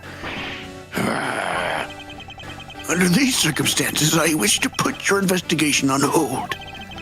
After all, I believe our own police can handle things from here. They are quite capable.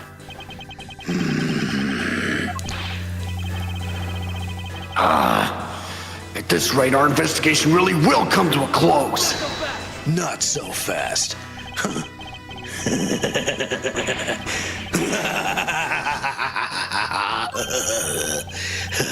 Ambassador Alba, I get it now.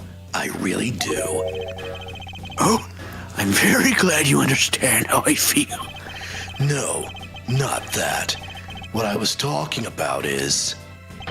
I know who the killer is behind tonight's murder. You! No! The...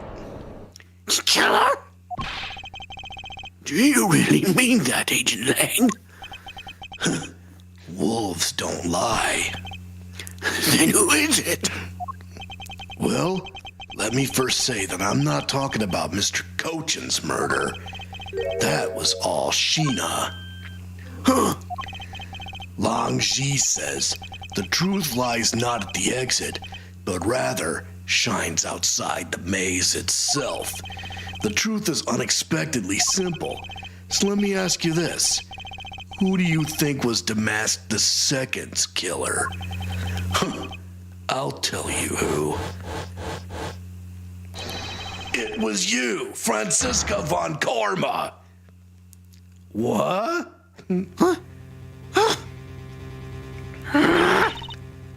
I was the killer? Hey, wait! But that's... Hey, wait! But that's impossible! Yeah. Although, that whip is actually quite... Ow! Hold your tongue as that ludicrous remark you were about to make! Agent Lang, are you seriously accusing her of murder?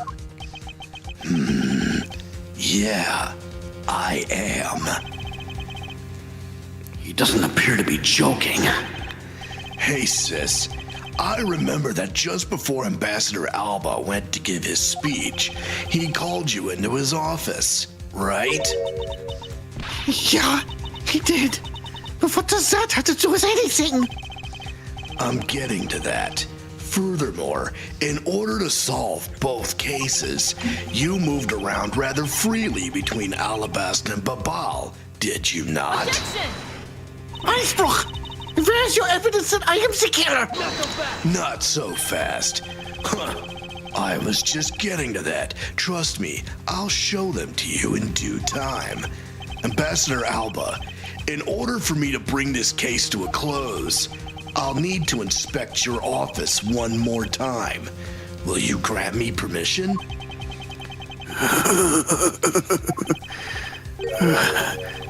With things as they are, I suppose I don't have much of a choice, do I? Good. Then let's move out. Oh, and don't even think about running away, sis. My pack will be keeping a close eye on you. You can bet your bottom dollar on that. As if I would have any reason to flee. But just so we're clear, your logic had better be sound. Yeah! because I'll accept nothing short of a perfect explanation.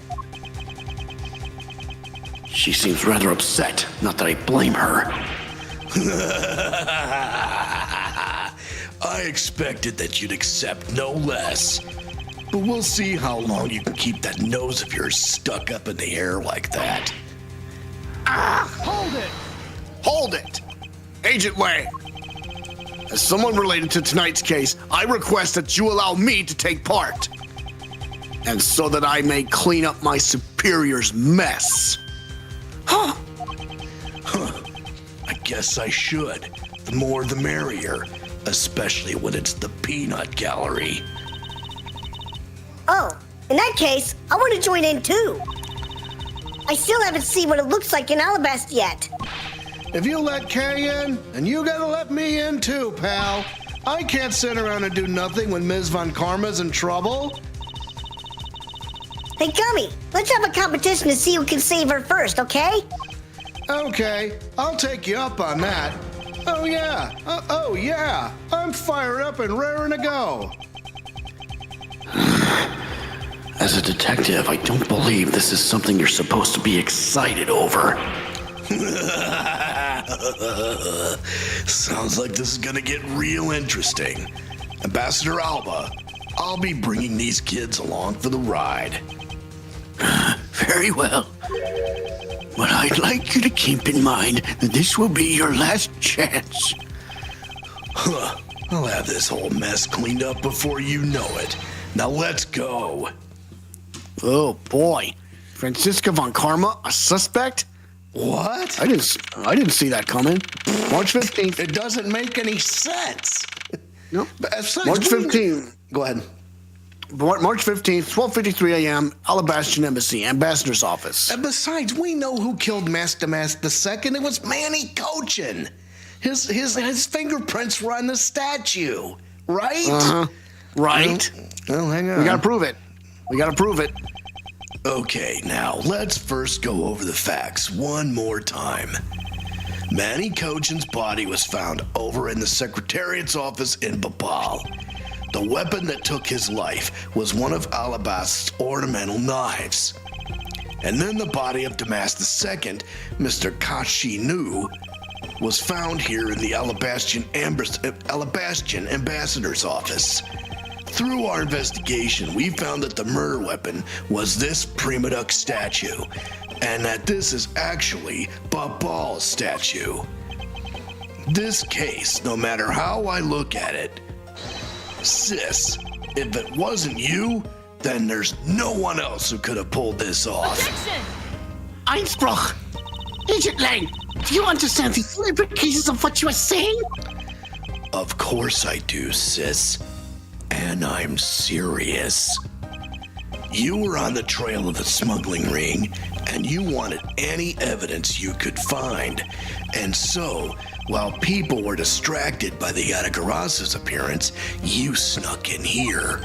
That's when you two ran into each other. You and that other thief who took advantage of the confusion from the fire. Einspruch! Even if all that were true, how do you explain the movement of the weapons? Don't worry. I plan to show that you're the culprit behind that too.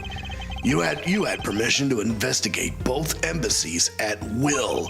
With that kind of free reign, you could have easily taken the weapons across country lines. Ha!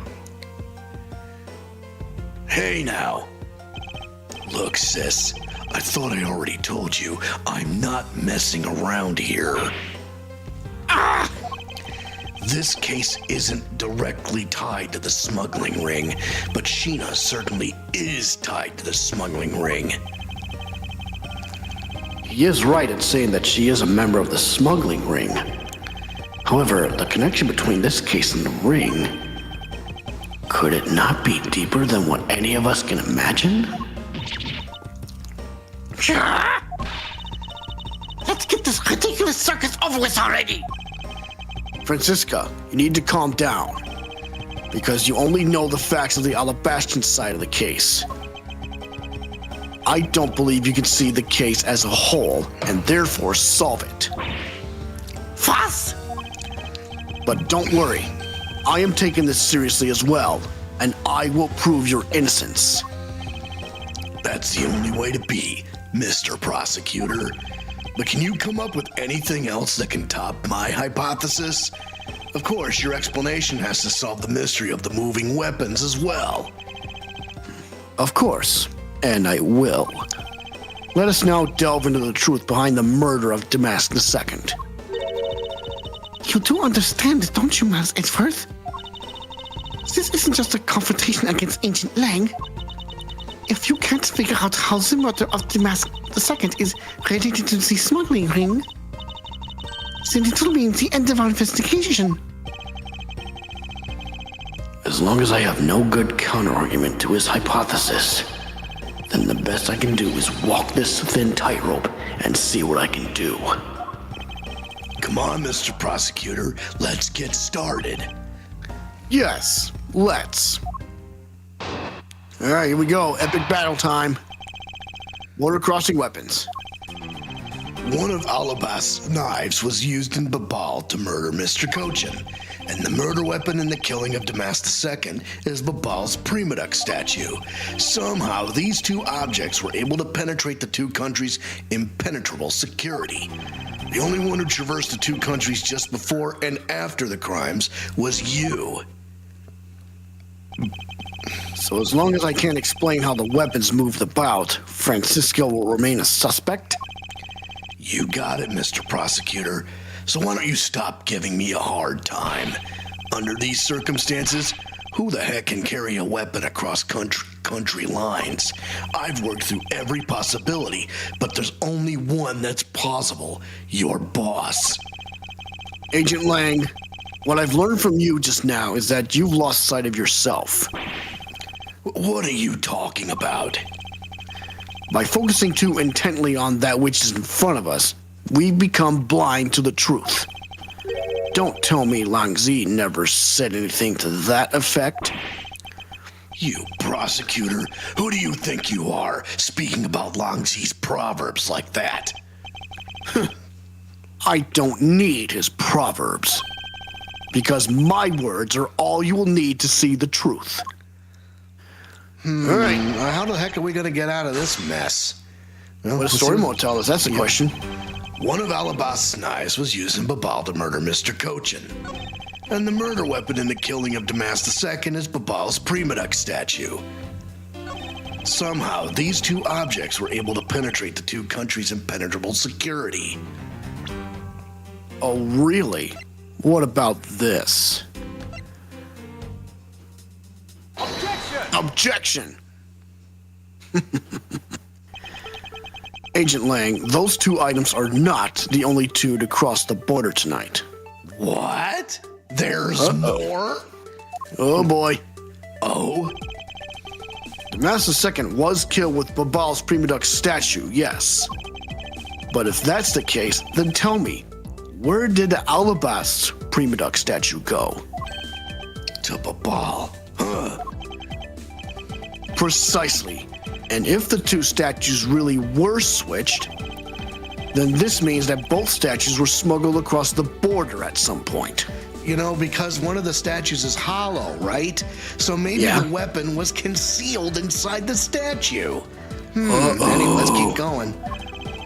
Which means that a total of 3 items were smuggled across the embassies. I guess so. But you know what? It doesn't matter the number of items, only that the sis is the only one who could have done it. Because the only person who went back and forth between Allebahstian and Babal is her. Is that really true? Was there no one else who traveled between the two countries? Actually, there was definitely another person. One who paid a visit to both sides of the wall.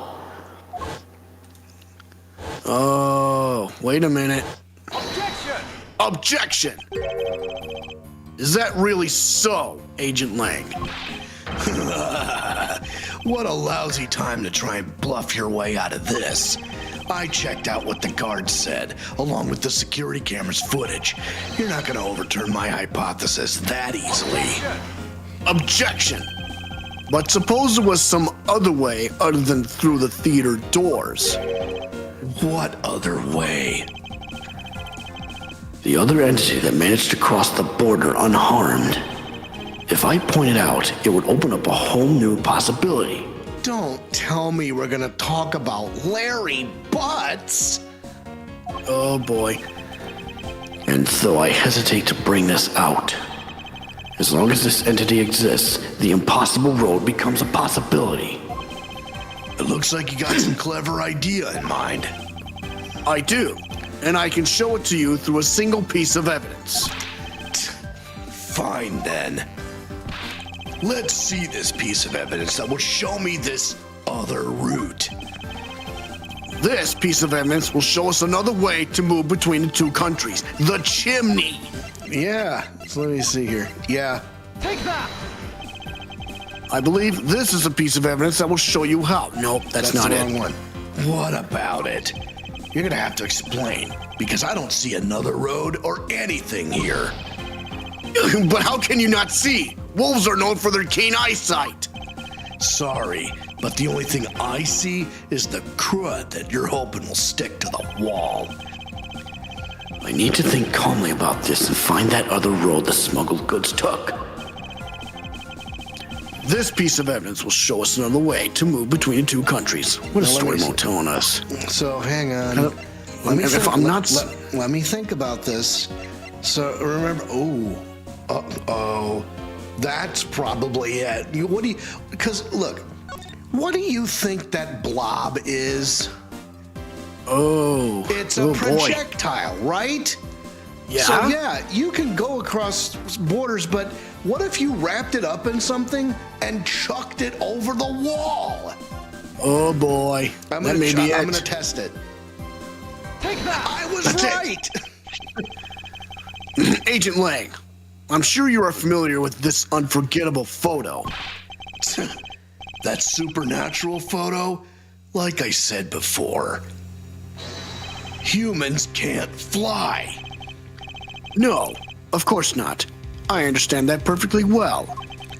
And don't start claiming that Sheena somehow grew wings either. I wouldn't dream of claiming that. And I won't allow you to take back what you've said either. I'll say it again. It's not humanly possible to fly through the air without wings. So you'd better have a good explanation for this, Mr. Prosecutor.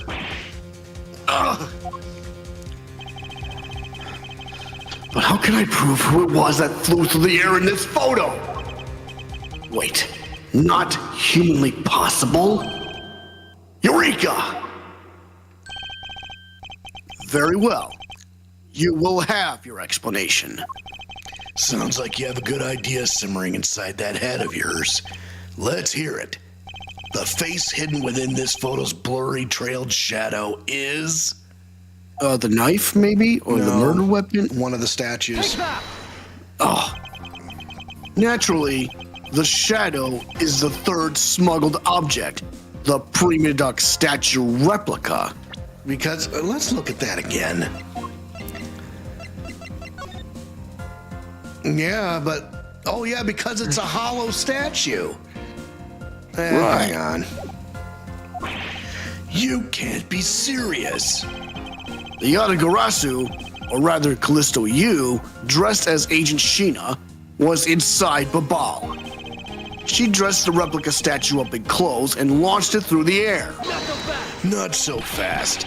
Huh, Mr. Prosecutor. You left out a very crucial bit in your explanation. I know I did. She launched it through the air? Huh. And how exactly did she do that? He is literally burying his fangs in me. But he has a point. How exactly did it move through the air like that? As long as this remains unsolved, we won't be able to move any closer to the truth. Which reminds me, didn't he say this earlier?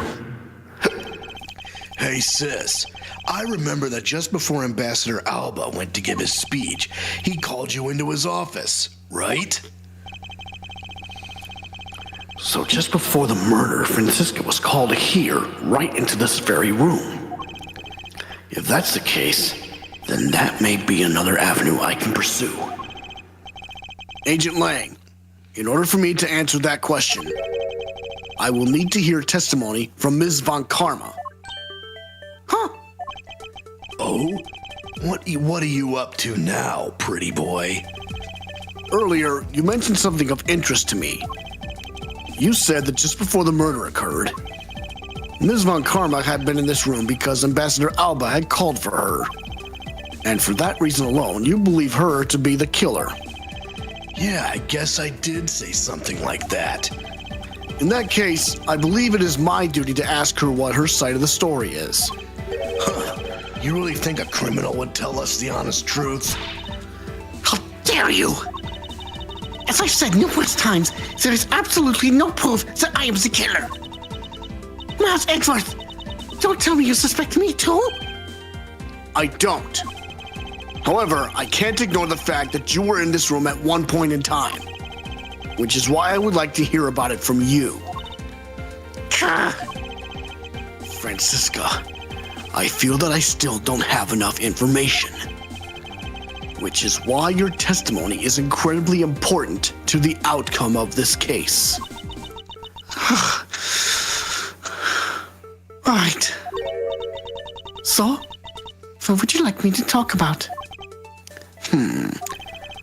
I'd like you to please testify to your movements up until you came into this room. All right, let's try this your way for a change. But if what she has to say turns out to be a waste of time... If what she says has to be... If what she has to say turns out to be a waste of time, I'll place her under arrest faster than you can howl no. As you wish. All right, time for a little testimony, Francisca. A little bit of Allebahst. As I said earlier, I was assigned to guard duty in the Allebahstian Embassy. After I saw the steel samurai off on his way towards the ambassador's office, I returned to the Rose Garden for a bit and checked upon the security situation. After all the preparations were in place, I was called back by Ambassador Alba to his office. Francisca, I want us to make this clear from the very beginning. So what I wish to confirm is that the only time span in which you were in this office was before the murder occurred. Is that correct? Yes, of course. I see. For now, the only way that I can see for us to break out of this situation is to ask Francisca about her testimony in more detail. So you know what that means. Grill her like a hamburger. That's right. Get that grill ready. As I said earlier, I was assigned to guard duty in the Allebahstian Embassy. Hold it. I thought your duty was to fact-find anything you could about the smuggling ring. Yeah, that was my job. But upon hearing that the Yatagarasu had sent a calling card to the embassy, Ambassador Alba called upon us to protect the embassy instead. That incident 7 years ago. Or have you forgotten what happened here back then? Anything related to that case we were involved in appears to be rather painful for her. It's not exactly one I can readily forget myself. It looks like you remembered the case after all. Of course I do. I inspected every location, every possible escape route, and every aspect of the police's security detail. I did all that. Then after I saw the steel samurai off on his way towards the ambassador's office. Oh, hold it! What about that? Hold it. So you were at the theater as well? Yeah, and I suppose you were also there as well, watching that stage show? Well, yes. So Francisca was there. Well, after the show was over, and I saw the steel samurai off, I returned to the Rose Garden for a bit and checked up on the security situation. Hold it. Why did you need to confirm the degree of preparation for even the speech? For security's sake, of course. What other reason could I have had? No one knew just how the Yatagarasu had planned on getting in, right? Yes, I suppose you're right. And in the end, the Yatagarasu did choose to appear in the Rose Garden. Even if it did turn out to be nothing more than a shadow. Who just thought that she would use a shadow? Yeah! Calm down, Francisca. She must still be nursing a grudge over the fact that she couldn't figure it out herself. Anyway, there was no one in the Rose Garden. And we were aware that the speech was set to start soon thereafter. After all the preparations were in place, I was called back by Ambassador Albert to his office. Hold it. At that time, the Master Second's body had yet to be found in this room. Is that correct? That's right. But Ambassador Albert was here. One could hardly miss his rather large presence. A criminal will say anything to get out of getting arrested. How do we know you're not lying? Well, if you need proof, I'd be happy to oblige you. Seriously? Like I keep telling you. When I arrived at this office, Ambassador Albert was already here. He was standing by the flower box on the windowsill, watering his plants. Oh, so you mean to tell me this is still gonna be important after all? I think so. How many plants were there? Anyway, There was 3 of them. I can attest to that. I remember speaking with the lovely lady around that time here in my office. All right then. Add that statement to your testimony and let's hear some details. So Ambassador Albert was in this room at the time, was he? When I arrived, Ambassador Albert was watering the flowers on the windowsill. more details. Hold a bit. For the sake of being thorough, I'd like to ask you something. How did you know that Ambassador Albert was watering his plants at the windowsill? What do you mean by that? The entrance to this room is on this side. However, the window was on the opposite side. If what you say is true, then when you entered the room, his body would have been like a wall. He would have been blocking your view of what he was doing. Isn't that not correct? I suppose it was a bit hard to see around him. But fortunately for me, Ambassador Albert is not an immovable wall. I knocked before he entered, and as I did, he turned around to greet me, with the watering can in his hand. So it's only that sort of disease that he was watering his plants, right? Maybe not. Oh boy. Because, okay, let's look at those plants again. It says here, the vines are supported by stakes and are still growing. So yeah, that makes sense that he might have been watering his plants, but what's up with that watering can? I suppose. After his greeting, we spent a little time talking about his flowers. He entertained them himself and is growing them with the utmost care, you know. Yes. The plants in this room, they are all like my children. The passion flowers in the flower box on the windowsill are growing beautifully too. All 4 of them are in full bloom. 4 of them? Uh-oh. Then why are there only 2? Oh boy. Yep. I think that's the information we need. Huh. Ms. Von Karma, what did you say just now? I said that the flowers are growing beautifully. What about that statement do you not understand?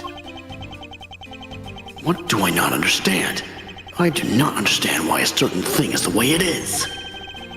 I'd like for you to append that statement to your testimony. Very well, so good. There were 4 large passion flowers in full bloom in the flower box. No, there were 2 of them! Objection! Francisca, for some odd reason, your testimony contradicts with this piece of evidence. It does appear that way. Huh. I knew it. I knew we couldn't trust your words, sis. Mr. Edgeworth! What are you doing discrediting Ms. Von Karma like this? Yes, sir. If you keep this up, she's gonna get taken away, sir. All I've done is state what I saw. I have not made a single mistake in my testimony. And for this, I am still under suspicion for murder. Is the number of flowers really all that important at this juncture, Miles? At the very least, it is a contradiction in this enigmatic case. One that I find hard to dismiss as irrelevant. Huh. Then let's hear it, Mr. Prosecutor. What does the number of flowers have to do with anything? What does it prove? I believe the answer to that will become clear if we were to examine that flower box. How did this contradiction come about? There must be something behind this discrepancy. They're my beloved flowers. I've grown them with the utmost care. So I ask that you please be gentle with them as you examine them, Mr. Edgeworth. I understand. All right, here we go. I won't rest until I've inspected every suspicious-looking nook and cranny. You know what I want to look at first? That watering can. This watering can is a rather robust design. Mr. Edgeworth, why are you telling us stuff we can clearly see for ourselves? Plus, if you keep wasting time talking about that, Miss Montcarna's gonna get arrested. Yeah, I better examine something else. What about that distinct shape below that other one on the right-hand corner? Look at that. This one here? Yeah, look at that. This patch of soil looks as though it has something removed from it. So just a guy who likes to draw comments, yo, I caught another stream of you guys. Good luck again, fellas. Thanks, you too. And thanks for sticking around. Who said that? A YouTuber by the name of Just a Guy Who Likes to Draw. Oh, okay, cool. Anyway. Welcome to the chat, my man. Thanks. What are you doing, Mr. Prosecutor? Why'd you clam up all of a sudden? I'm still here, waiting for an explanation, you know.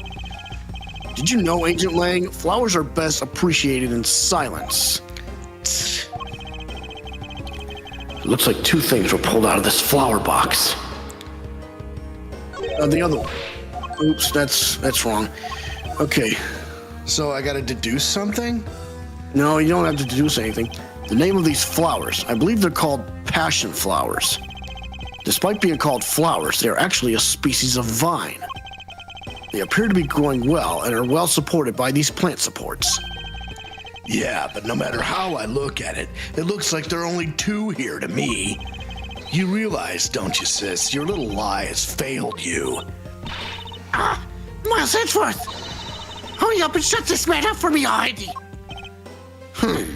I suppose I will need to use some evidence to shut him up, won't I? Show evidence. I believe I have just the piece of evidence you require. Hang on a second. Let's look at something else. Uh-oh. Wait, what? There's some dirt on the tips. Wait a minute. You mean to tell me? Yikes. Oh, you do you? You have such confidence in the face of your current plight, but I highly doubt it'll last until the end. You howl like a wolf, Agent Lang, but we'll see if you have any bite to back up that bark after you see the evidence. The truth the passion flowers reveal can be seen in this piece of evidence. Gotta be this. Holy shit, I was right. Sheena, who was supposedly in Babal the entire time, had these hair sticks on her that look exactly like the plant supports in this flower box. In other words, I believe it can be said that these hair sticks are in actuality support sticks for the passion flowers. And so what? Is this really all that important to the case? Of course it is. It means that we found yet another item that was smuggled between the countries tonight. Oh, yeah. Think about it. Think about it logically, Agent Lang. These sticks were originally in Allebahst, but somehow they wound up in Sheena's hands, who was in Babal the whole night. So make no mistake, these sticks were smuggled somehow, just like the knife and statue. Very well, then. I want to hear from you exactly how they wound up in Babal. Now this one's... The wire in the clock! That's what's going on! How did these support sticks find their way to Babal and why? There must be some reason as to why they ended up there. Ha! So that's why!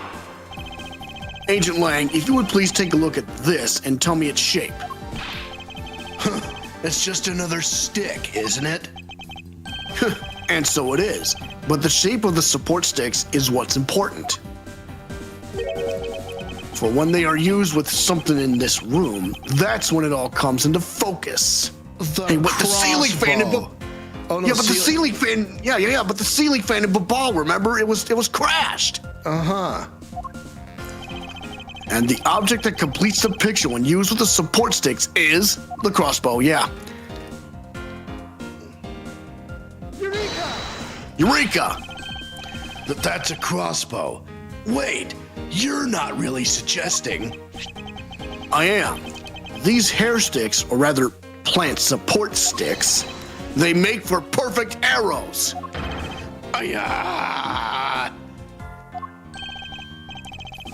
I've done it.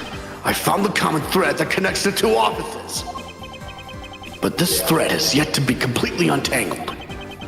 Even using the arrows, how does this explain how the statues were transported? Furthermore, who could it have been who fired these sticks as arrows? There must be a common thread that ties all these things together. Not so fast. Mr. Prosecutor, hold up a second. You do realize what happens when you tie a statue to an arrow, right? They don't fly at all. Well, one of them was hollow, remember? Yep, Border Crossing Part 2. So Babal's statue was draped in Yatagarasu's clothes and then shot over here? Even if you fired the arrows from this side, they wouldn't go far with a statue tied to them. I don't think I need to tell you that the Prima Duck statues didn't sprout wings. You're a realist after all, aren't you? The Prima Duck statues didn't sprout wings? Of course they didn't. Glad you understand. I feel much better already. I was afraid for a second that you were unaware of that crucial fact. It's only crucial because you're under the belief that wings are necessary to this equation. What? You need to free your mind a bit more and let it fly like a bird on the wind. The Prima Duck statues flew, but not on a wing. Allow me a bit of your time, and I'll explain this mysterious phenomenon to you. Okay, hit him with it. Border Crossing Part 2. What is Story Mode telling us? So Babal's statue was draped on the Yatagarasu's clothes and then shot over here? Even if you fired the arrows from this side, they wouldn't go far with a statue tied to them. Hold it. But we are in agreement that an arrow by itself would reach the other side, correct? But just the arrow by itself is pretty meaningless, don't you think, Mr. Prosecutor? Because the things they wanted to smuggle were a lot bigger than nothing. No, that's not necessarily true. What? What I need right now is not further discussion of my conclusions, it's the launching of my conclusions. What the shooter wanted to launch with the crossbow was not the statues themselves, but rather something a crossbow can launch that can be used to move the statues. Now the wire. If it wasn't a statue that was tied to the arrows, then what did the crossbow launch? The wire. Objection! That's where that comes into play. Finally, we have reached this point in our discussion. For I present to you that which was carried by the arrow from the crossbow. I get it now, Mr. Prosecutor. I can see exactly what you're trying to say. You're saying that the wire was tied to an arrow and then shot into Mr. Cochin's office. all the way from the 5th floor of the Allebahstian Embassy down to the 3rd floor of the Babahlese Embassy. If what you're claiming is really what happened, I can see how Allebahst's Prima Duck statue could be moved. Gravity could be used to move the statue down the wire from the 5th to the 3rd floor. But then, what about Babal's Prima Duck statue? The dark shadow in this photo is clearly flying away from Babal. Going in the opposite way of gravity from the 3rd floor of the Babahlese Embassy up to the 5th floor of the Allebahstian Embassy, how do you explain that? Aha! I think I finally see how the gears behind this whole trick work. Agent Lang, the motion used behind this trick, I wonder if perhaps you have yet to envision how it works in your head. Motion? What motion? This is the motion that was employed to smuggle Babal's Prima Duck statue. I would have to say either rotary motion or bungee action. Rotary motion, because that ceiling fan, remember? Yes. I believe it was done via rotary motion. If the two statues were transported simultaneously... Not so fast. Simultaneously, get real. The statues would collide somewhere along the way. Objection! Did I ever say that there was only one line of wire between the two offices? If you shot an arrow with the two ends of a wire tied to it, a circular belt can be formed. Not so fast. Long Shi says, don't object and call a success what is beyond reasonability. Taking into account the tension difference between the two wires, the top one would sag too much to the point where the statues would collide anyway. Objection! Agent Lang. As you know, the Prima Duck statue is a one-of-a-kind national treasure. And the fact that Babal's statue is a hollow replica of the real statue, it would naturally be lighter than the real one, meaning that my idea is very possible. Except that it's the other way around.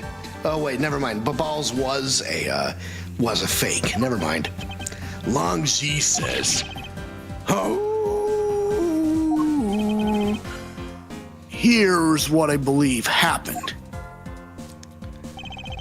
Ms. Yu and her mystery co-conspirator set themselves up in the two different rooms. The co-conspirator bridged the rooms by shooting the two ends of the wire down on one arrow. Then the two of them covered the statues and proceeded to transport the statues. After the switch was completed, another arrow was fired, carrying the other end of the wire down to Babal, where it was to be disposed of. And to do that, Ms. Yu hid it inside the grandfather clock QED.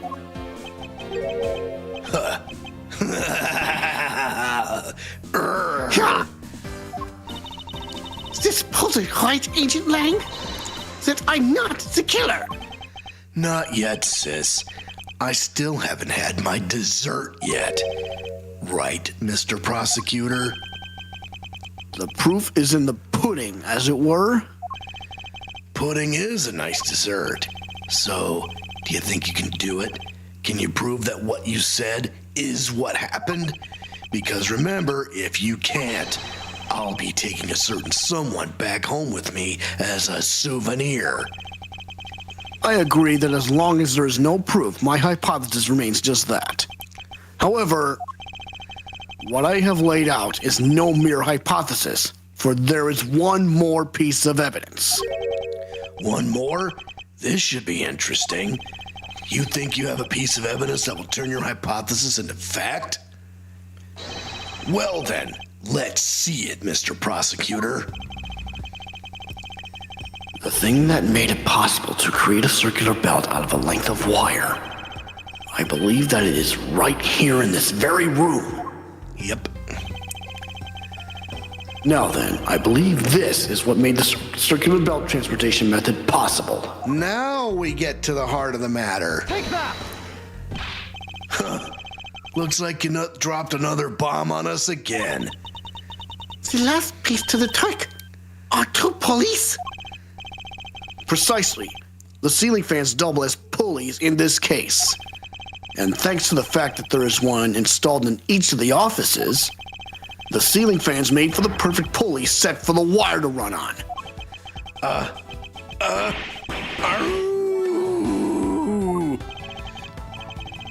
This must be it. This is how the smugglers bypass the impenetrable security.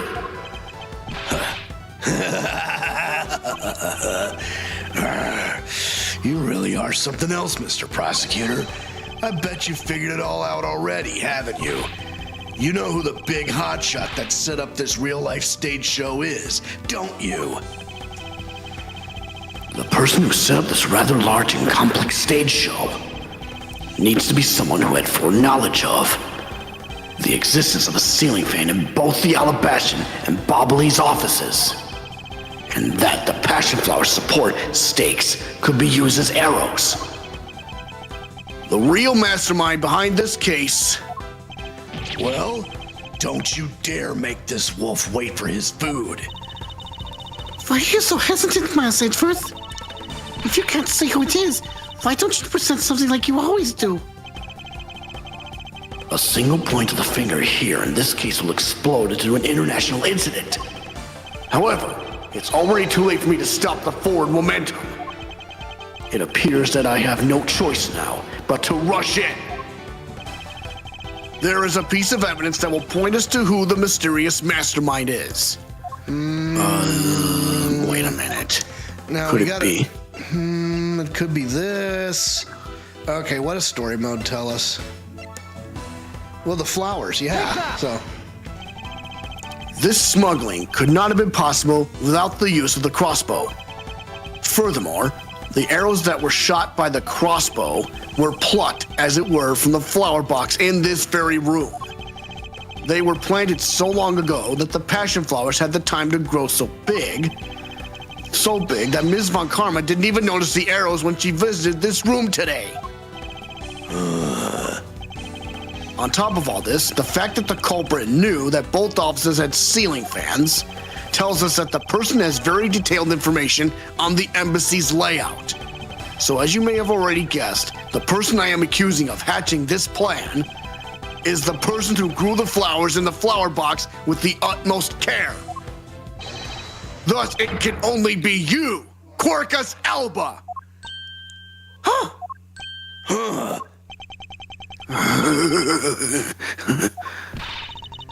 Are you out of your mind, Miles Edgeworth? I'm certain of what I am saying, and I am sure that he is the culprit.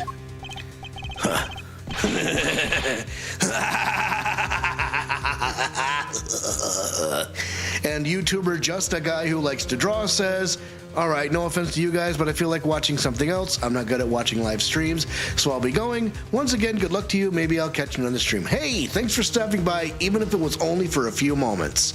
Thank you. That's fine. Tell me, Mr. Prosecutor, what was the ambassador trying to accomplish by doing all that stuff you just outlined? Why in the world would he need to use a trick like that? I understand your need to doubt me. However, there is one thing that stands out to me as very odd. Just one thing, huh? The one single end result Ambassador Alba sought to obtain. If we were to examine the focus of this complex trick, I believe we will finally find the answer to everything. Everything will become clear once we examine this piece of evidence. Either Babal's Prima Duck statue or Allebah's Prima Duck statue. Yep, it's Allebah's statue. I would fully understand the reasoning had the situation been the reverse. However, to go through the trouble of swapping the real Prima Duck statue for the fake, I sense a very shady reason for such a bizarre action. And who better to ask for that reason than King Prima Duck himself? I see. Ambassador, we'll be examining that statue now, with or without your permission.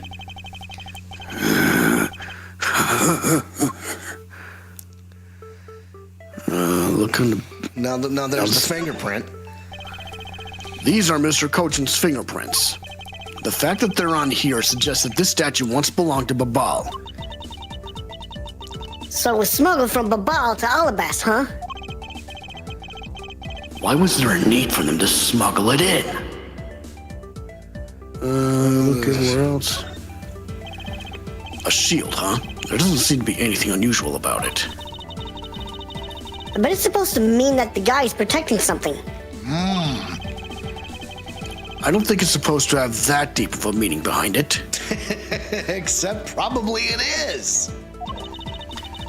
In that case, what are we wasting time with this for? Let's look some other area. Okay, well, let's look somewhere else then. Could it be the sword? Could be. With this sword drawn like that, there's an aura of valor and bravery around King Primadux. He looks so cool standing like that with a sword stuck in the ground in front of him. Maybe I should try and come up with some cool pose with a shuriken or something. I am seriously beginning to think that her real goal in life is to become a ninja. Hey, Mr. Prosecutor, there isn't anything particularly odd about the sword, right? No, not really. I suppose we should examine a different area of the statue now. Okay, look at the head or something. Something. This guy kind of looks like the Steel Samurai, don't you think? Maybe it's because they look alike that he was picked to be the Goodwill Ambassador? I suppose that's possible.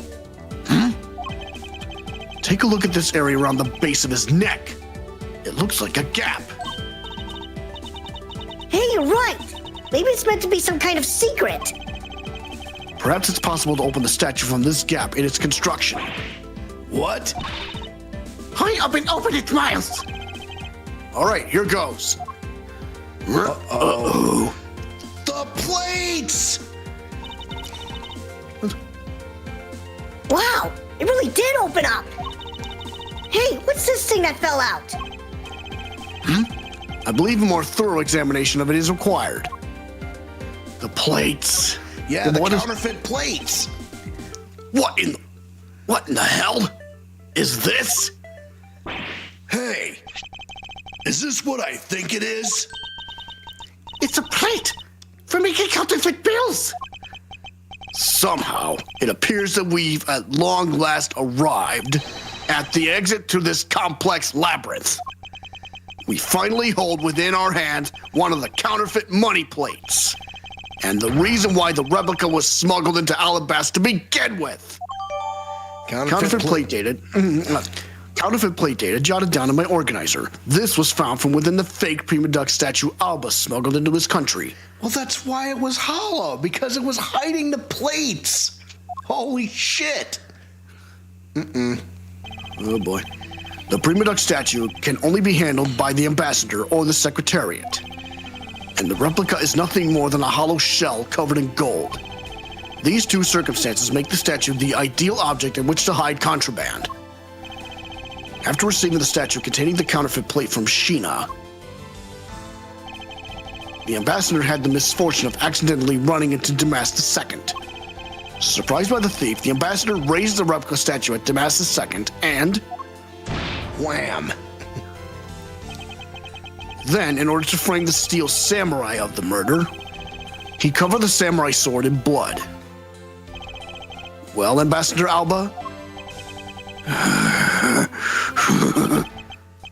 You're the leader of the smuggling ring? My country is a mess, and it's all because of you? You're the one who killed Damas II? Answer us! I never thought that you would figure things out to this level. Huh? However, there is one point I disagree with you on. The head of the smuggling ring was Mr. Cochin. Not so fast. Quit screwing around. I have no sympathy for someone who would try to pass the guilt onto a dead man. If there is one thing I'm sure of, it's that you're the real ringleader, Corsius Alba. It's not good to speak with such subjectivity, you know, Agent Lang. Subjectivity? My conclusion is anything but, and the result of logic and Okay. And is the result. Let me try this again. subjectivity. My conclusion is anything but, and is the result of logic and investigation. Logic and investigation? Only seconds ago, you were ready to arrest Miss Von Karma. I don't think we can give such flip-floppy logic any real weight, do you?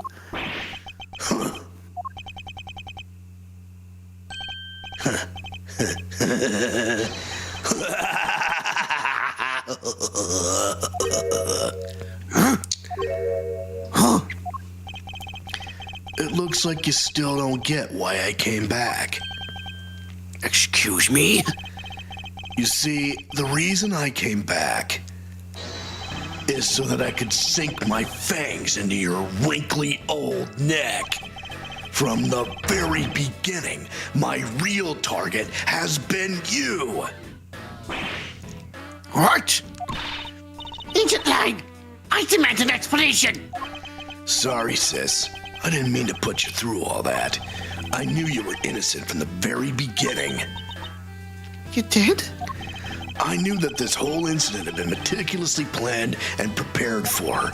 So naturally, the occupant of this room, Ambassador Alba, seemed the most suspicious. But without the ambassador's permission, we couldn't get in to take another look around. So that's why you put on this big show to accuse Francisca of the murder. Using Francisca as the bait, you were able to gain us entry and investigative rights. Yeah, if I hadn't done that, I doubt the ambassador would have given the okay to poke around. So that's what all this was about. So good, I will forgive you. But in exchange for using me as bait, you will take some responsibility and help us find the truth. Agent Lang, for giving me such a great opening, I thank you.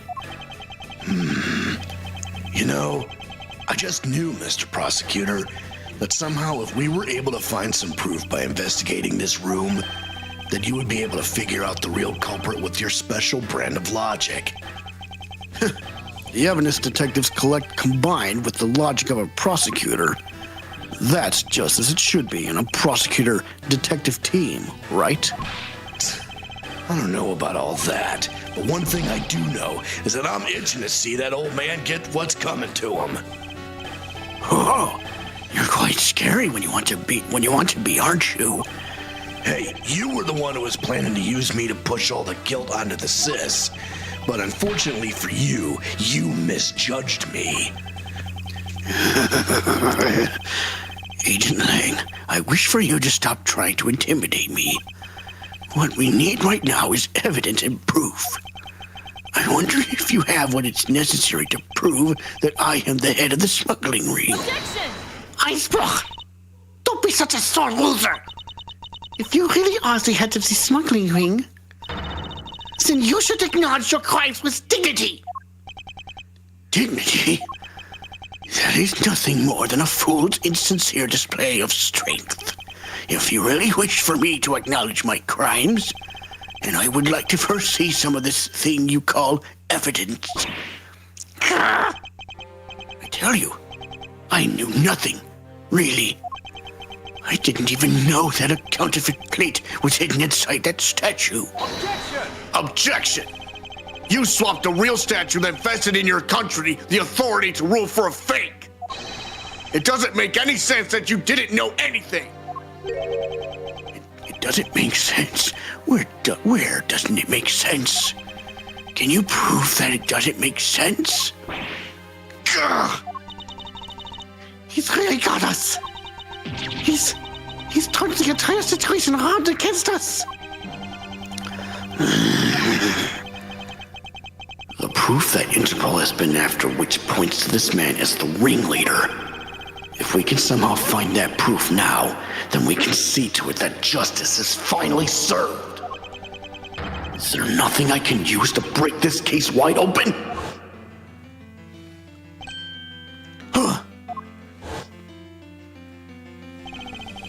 The trump card and the videotape. With those two items, we might be able to finally bring this man down. But the card is evidence from a case that Mr. Faraday hid away in secret. tape was stolen by Detective Bad from the police. They're both illegal evidence. No matter what, a protector of the law can't be allowed to use such pieces of evidence. Needless to say, we Von Karmas are commanded to achieve nothing but victory. And by any means necessary. The only way to bring someone like that to justice was to do so outside of the courts. That's what we thought at the time. Oh boy. I no longer follow the path of Manfred von Karma. And I won't follow the path of the Yatagarasu. This leaves me with what? What creed will I believe in?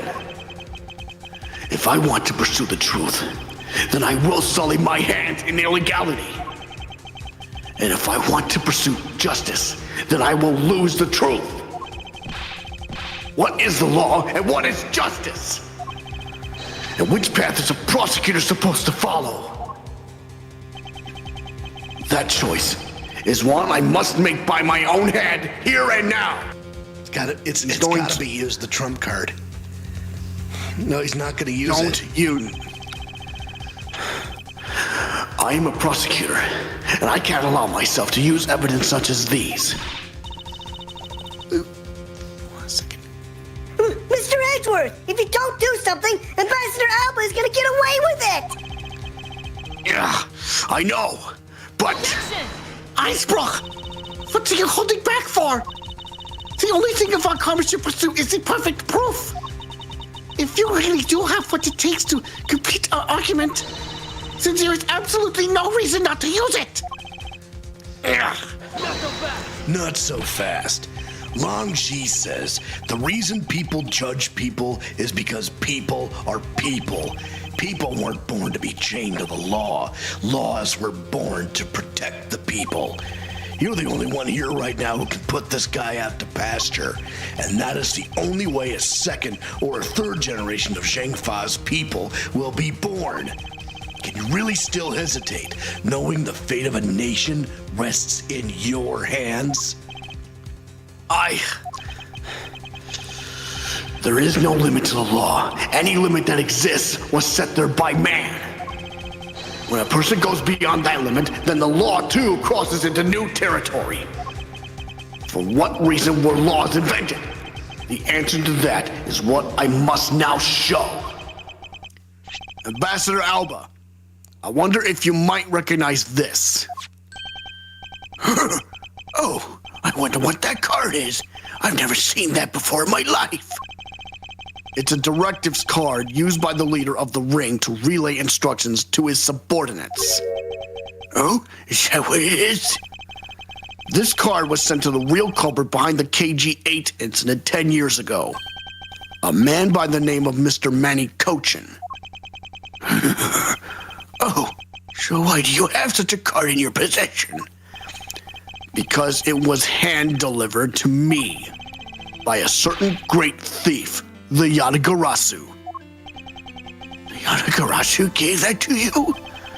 Don't talk nonsense, and let's be serious, Mr. Edgeworth.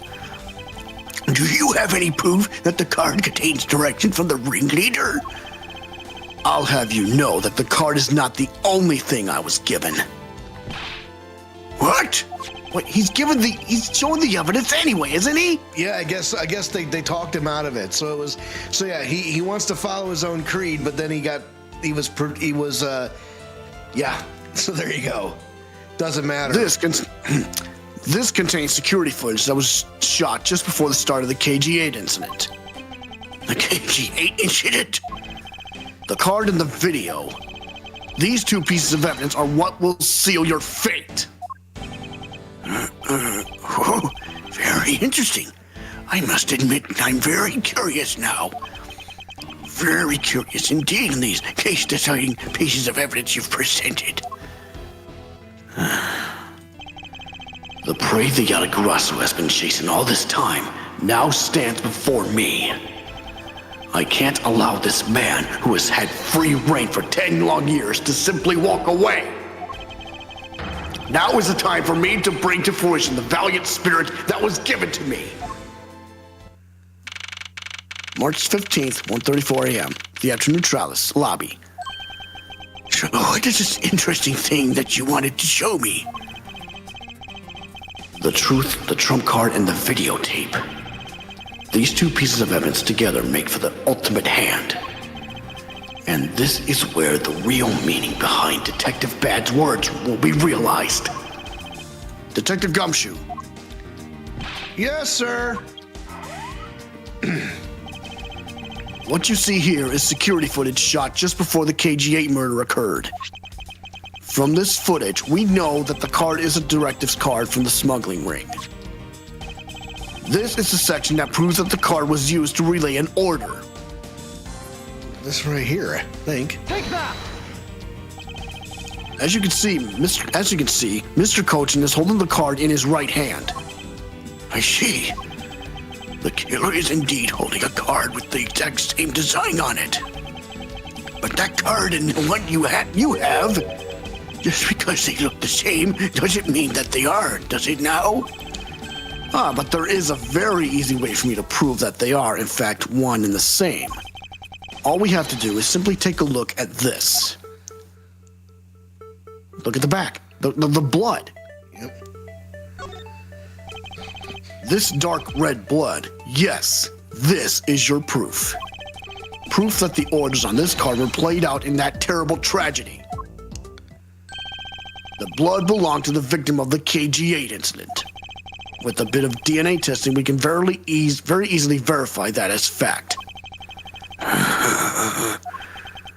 If you have no objections, then I'd like for you to take a look at this next piece of footage. This car that passed by in front of the victim's apartment building. It's an official Kadofian government car. What?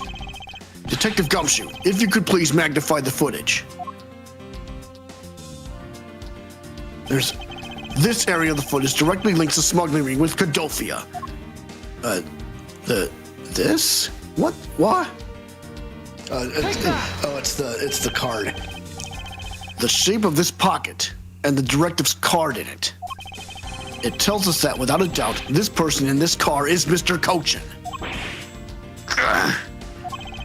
The license plate on the car was also captured by the security camera. And with it, we can easily find out who was sitting in this car on that day 10 years ago. Which is why I can say with confidence that you were riding in this car on that day.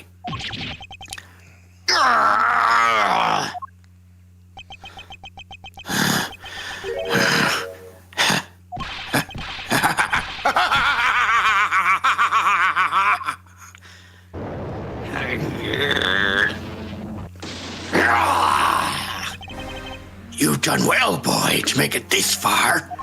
However, about your claim that I was riding in the car at the time, that's going to be mighty difficult to prove.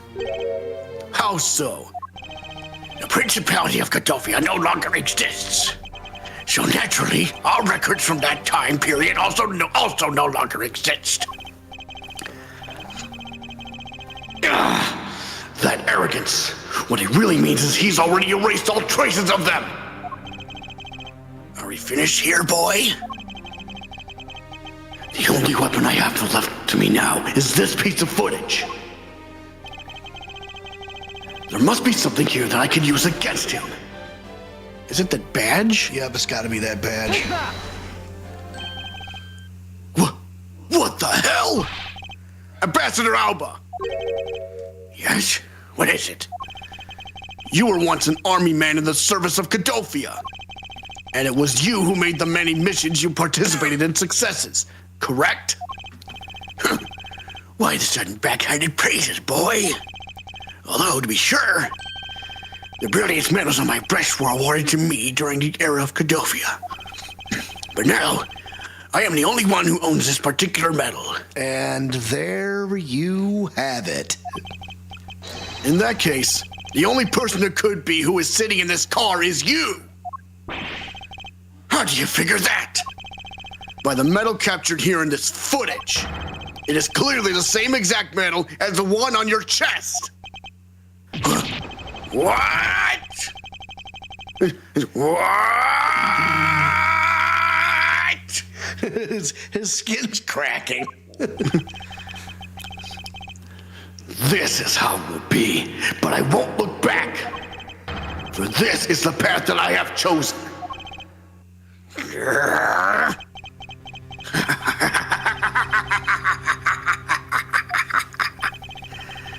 You moved me with your devotion to this case, Mr. Edgeworth. Why is he taking such an arrogant stance with me? It's almost looking possible, isn't it? For a lot of you have come this far. It looks like I just might lose our little game this time. You might lose the game this time. You don't get another round, Mr. Ambassador. Is that a fact? Very well.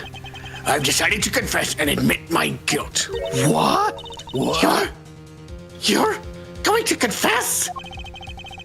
And I will accept whatever punishment that may come as a result. What the? That's mad sus, man. Yeah. Regarding the second murder, I admit it. I did it out of self-defense. You're claiming it was justified self-defense? The Master Second attacked me, and I felt that my life was in danger. If I hadn't done what I did, I might be the one you found dead instead of him. What a pathetic performance. I'm not giving you one. Wow, you two really know how to laugh at inappropriate times. If you wish to claim it was justified self-defense, then we will need some evidence. It's always the evidence with you, isn't it? But if that's what you require, I'll provide it. That man left a mark on me when he attacked. What? I don't particularly want to show it off, but this is proof that it was in self-defense. Oh? Huh? I'm an old man, and sometimes I don't pay enough attention when I should.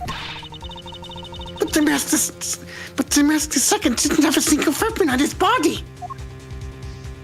Huh. Hold on.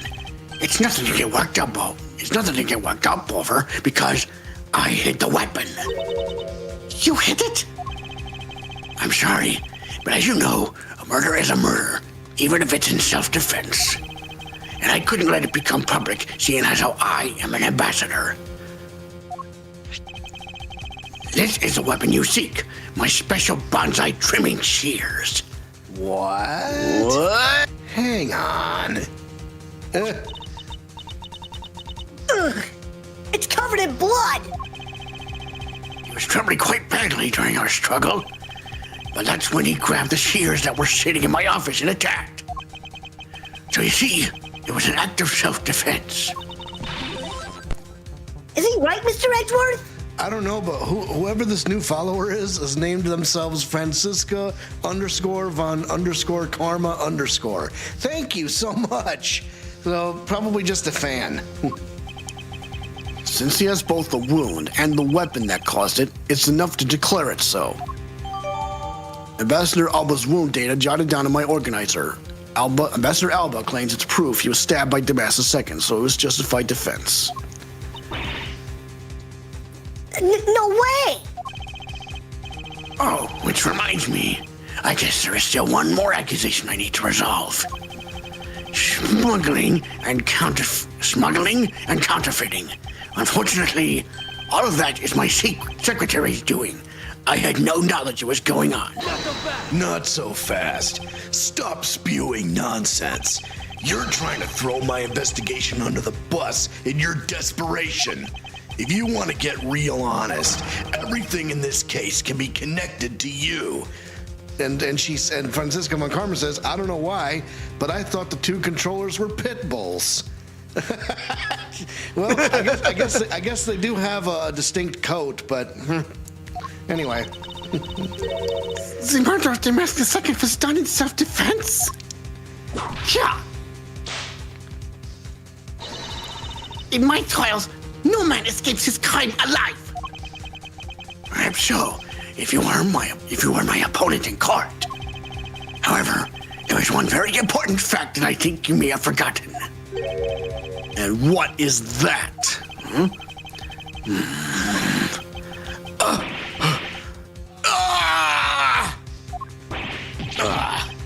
That's what you mean. Extraterritoriality. That's right. This embassy sits on what is effectively Allebahstian soil. So any trial that is to be held will be held in Allebahst. Therefore, the crime I just admitted to will never be tried in your courts. Agent Wang, what is Interpol's stance on this? Agents investigate. That's our job. The judgment of people who have confessed to their crime, that's the court's job. Sure. And I've already confessed to all of my crimes, Agent Lang. Furthermore, by the very nature of my position, I have full extraterritorial rights. These rights are effective even on your country's soil. Therefore, no matter where a crime may take place, I will never stand trial in one of your courts. That arrogance and your expression, that's nothing like the face of someone who is ready to accept the consequences. Don't tell me you have your own country's judicial system eating right out of your hands. These crimes you all speak so seriously of, to me, this has all been nothing more than a game. You may chase me out of this embassy with your accusations, but it's no big deal. Allebahst has numerous other embassies in other countries around the world. All you would accomplish is you would change the backdrop of our little game.